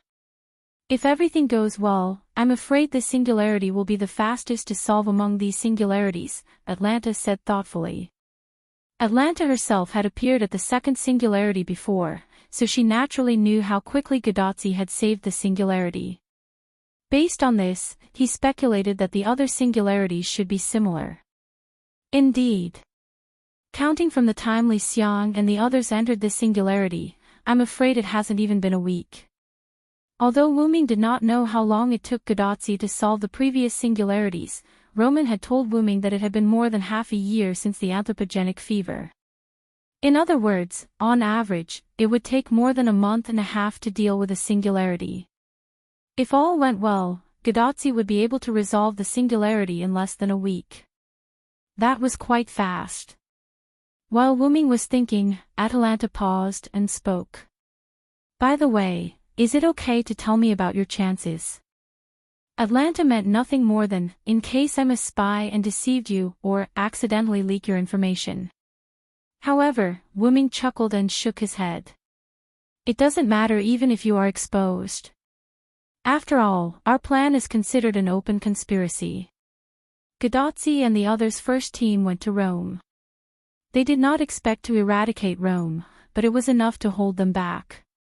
Wu Ming and the others' second team would attack the Greek forces head-on. Before the attack, the Greek side would definitely notice something, so it did not matter if they were exposed or not. What's more, I don't think Atlanta is that kind of person. I believe that Atlanta, who loves children, no matter how her appearance changes, her inner heart is incomparably beautiful. With that said, Wu Ming reached out and touched Atlanta's beast ears. Because the distance was too close, Atlanta did not dodge and was caught by Wu Ming. Ha, ha. Atlanta was shocked and quickly jumped away. What are you doing, you rude guy? Atlanta blushed, hugged her beast ears, and stammered. Sorry, I've been interested in your beast ears for a long time. It was just a spur of the moment. Wu Ming apologized with a smile, but the hand that was still floating in the air showed that Wu Ming was still thinking about the touch of Atlanta's beast ears. Atlanta blushed, gritted her teeth, and gripped the sky bow fiercely. Ahem, I have one more thing to ask of you. Wu Ming coughed and became serious. And it seemed that because Wu Ming had left a good impression on Atlanta, such as simple teasing was not enough to completely collapse the image built in Atlanta's heart. Atlanta touched the beast ears on her head, calmed her face, and nodded. But it was still very popular. Immediately afterward, Wu Ming made 2 runestones on the spot in front of Atlanta, but the runes on the runestones did not look like Lune runes. Immediately afterward, Wu Ming handed the 2 runestones to Atlanta. Hide these 2 runestones close to your body. Don't let Demetrius, the god magician, find them. After all, Konagami magicians weren't the same as those weak magicians of modern times. Seeing Wu Ming's solemn face, she quickly took it and nodded solemnly. Then, because of the physical contact when she took the runestones, Atlanta blushed again. Even the night could not cover it. After all, there was moonlight. And with the pretentious serious expression, Atlanta was very cute at the moment. However, Wu Ming also knew that it was business, so he did not tease Atlanta anymore. When Aisin wants to use the Holy Grail to summon the demon god pillar, just pour your mana into these 2 runic stones. If possible, the closer you are to the Holy Grail, the better. Of course, I won't force you. Wu Ming instructed in a joking manner. I know. If there is nothing else, I will leave first. After Wu Ming nodded, Atlanta took 2 steps, but for some reason, she stopped again. By the way, Demetrius may have become the master of Spartacus. You know his noble phantasm. That self-explosion is not a joke. After all, Wu Ming and Atlanta both had memories of the battle between the 14 knights. Naturally, they remembered the power of Spartacus' noble phantasm during the battle between the 14 knights. Are you concerned about me? Why don't you let me touch your beast ears again? Wu Ming smiled mischievously. Atlanta's face turned red in an instant, and she quickly left here. After Atlanta left, Wu Ming's mischievous smile disappeared. Looking at the gradually rising moon, Wuming always felt uneasy. At this time, Wuming found that something was wrong. The sky is not normal. Chapter 528. People said that waiting was the longest, but it was not the case for the servants. After putting away the communication device with Edison, Wuming went to the window and looked at the moon. At that moment, the moon had reached the western sky. It should be 2 or 3 o'clock in the morning. Edison told me that they have met up with Tachika and the others and set off for Rome. Wuming said to the shadow behind him. Rama and Achilles came out from the shadow. Finally, it's going to start fighting. It's very uncomfortable to be here all the time. Achilles bit the bristlegrass that he found from God knows where. I'm just as upset as you are. As long as I think about fighting side by side with the cultic servants, my heart is extremely irritated. Rama put one hand on the eternal blade on his waist, and the other hand clenched his fist. Wuming knew what Rama meant. The enemy who imprisoned his wife was now going to rescue his wife with the enemy. Rama's heart must be quite restless. After all, Rama and Wuming had reconciled, but he did not reconcile with the other cultic servants. It could be said that if it were not for Wuming's repeated advice and a hint of pleading, Rama, the childish king, would definitely not agree. This time, I'm giving you face. Remember this, humph. Rama snorted and turned his head. I think you're doing this for the sake of saving your wife. Of course, that sentence could only be thought. Wuming did not dare to say it out loud. Otherwise, who knew what kind of trouble this young king would cause? So, when will the cultic servants arrive here? Achilles asked. Wuming smiled slightly. They have arrived. The moon was covered by clouds, and the earth fell into darkness. On the eastern plains outside Chicago, a large shadow moved toward Chicago with the help of the darkness. Atlantis stood on the city wall, her eyes focused. Even the moonless night could not cover the sharp eyes of the huntress. Celtic people. Atlantis said softly as if deep in thought. She then jumped, left the city wall, and returned to the city of Chicago. Without a doubt, she had gone to inform Ison. It's time for me to come out. Defending the city is my specialty. After Atlanta left, a middle-aged man carrying a javelin that was much longer than an ordinary javelin walked to the city wall. Gradually, a gust of wind blew, and the dark clouds in the sky that were blocking the moon were blown away. The moonlight illuminated the land. Countless soldiers with the same face advanced towards the city of Chicago in an orderly manner. Even Hector couldn't tell how many soldiers they had. The only two things that stood out from the rest were the 3 servants with weapons in their hands at the front of the army and the luxurious ox cart pulled by 2 divine bulls in the middle of the army. I didn't expect Queen Maeve to personally come to the battlefield. Hector scratched the back of his head, seemingly feeling helpless about the situation. Even though Greece had always been at war with Rome, it did not mean that they had never fought with the Celts. In fact, what Wuming didn't know was that whether it was the Celts, Greeks, or Romans, they had killed or injured each other. However, because it was only a battle between a single servant, the information was not circulated. Of course, from a general point of view, some information that was not so secret was still known.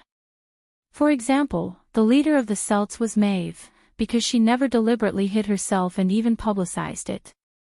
Therefore, Hector concluded that Maeve must be sitting in the luxurious ox cart.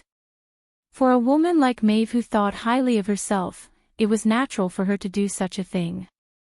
Of course, Hector didn't know Wuming's information. Not to mention that Wuming was summoned less than a week ago, Maeve didn't deliberately publicize it. Of course, this was Wuming's idea. Then those 2 spearmen must be Celtic warriors. How valiant. They didn't let a single dragon fangs go and quickly ambushed here. I wouldn't do something like that. Hector smiled bitterly as he spoke faintly. Just like what Hector said, Greece's territory was full of Dragon Fang soldiers, and the Celts were able to sneak into Chicago in the middle of the night without being discovered. This was undoubtedly due to the help of the servants. I really hope it's as simple as defending the city. Uncle is very clumsy about other things. After sighing, Hector began to command the Dragon Fang soldiers to prepare for the enemy's attack. Not far from Chicago, Finn waved his hand, and the entire army stopped in place as if they had received an order. This was the privilege of the Holy Grail's generals. Now, the enemy must have discovered us. The next command will be handed over to the Queen, Dilmund. Finn said lightly. Yes, my lord, I will go and greet the Queen. Dilmund bowed to Finn and then walked to the rear. Just as Dilmund said, he was ready to welcome the Queen's carriage. To be able to let the army arrive here without being discovered, your wisdom is really terrifying. Next, it's time to show my bravery. Fergus grinned. Finn had a good impression of this big guy. Well, after all, they were both Celts. Then I'll have to trouble the magic sword envoy to take the lead. In just a moment, the ox cart came from the center of the army to the front line. Ah, we're here already, Finn. Good job. A noblewoman's voice came from the carriage pulled by the divine ox. Our army has arrived in Chicago, and the enemy has discovered us. So, when will His Royal Highness the Holy King appear? Finn asked politely. Your Holy King is on the other side of the city. I can feel it. In the carriage, Maeve took off her white silk gloves and looked at the bright red dragon-like pattern on the back of her hand formed by 3 command seals and smiled. Then, let's have Fergus break the city gate. No problem, right? Maeve said to Fergus outside the carriage. Of course, no problem. How can a Celtic man say no? After saying that, Fergus walked forward with the magic sword spiral sword on his shoulder. After the Holy Grail's treatment, Fergus had completely recovered, and now he was full of energy. On the city wall, Hector looked at the man walking forward with the magic sword. He had already guessed what he was going to do. He's going to attack the city with a noble artifact. What a headache. Then, when Hector noticed that Fergus' noble artifact was getting brighter and the magic power was getting thicker, Hector retreated. Uncle, you can't stop it. This is already a noble artifact that's comparable to a city's noble artifact. Let's escape first. Then, a rainbow-colored light exploded after Hector left the city wall.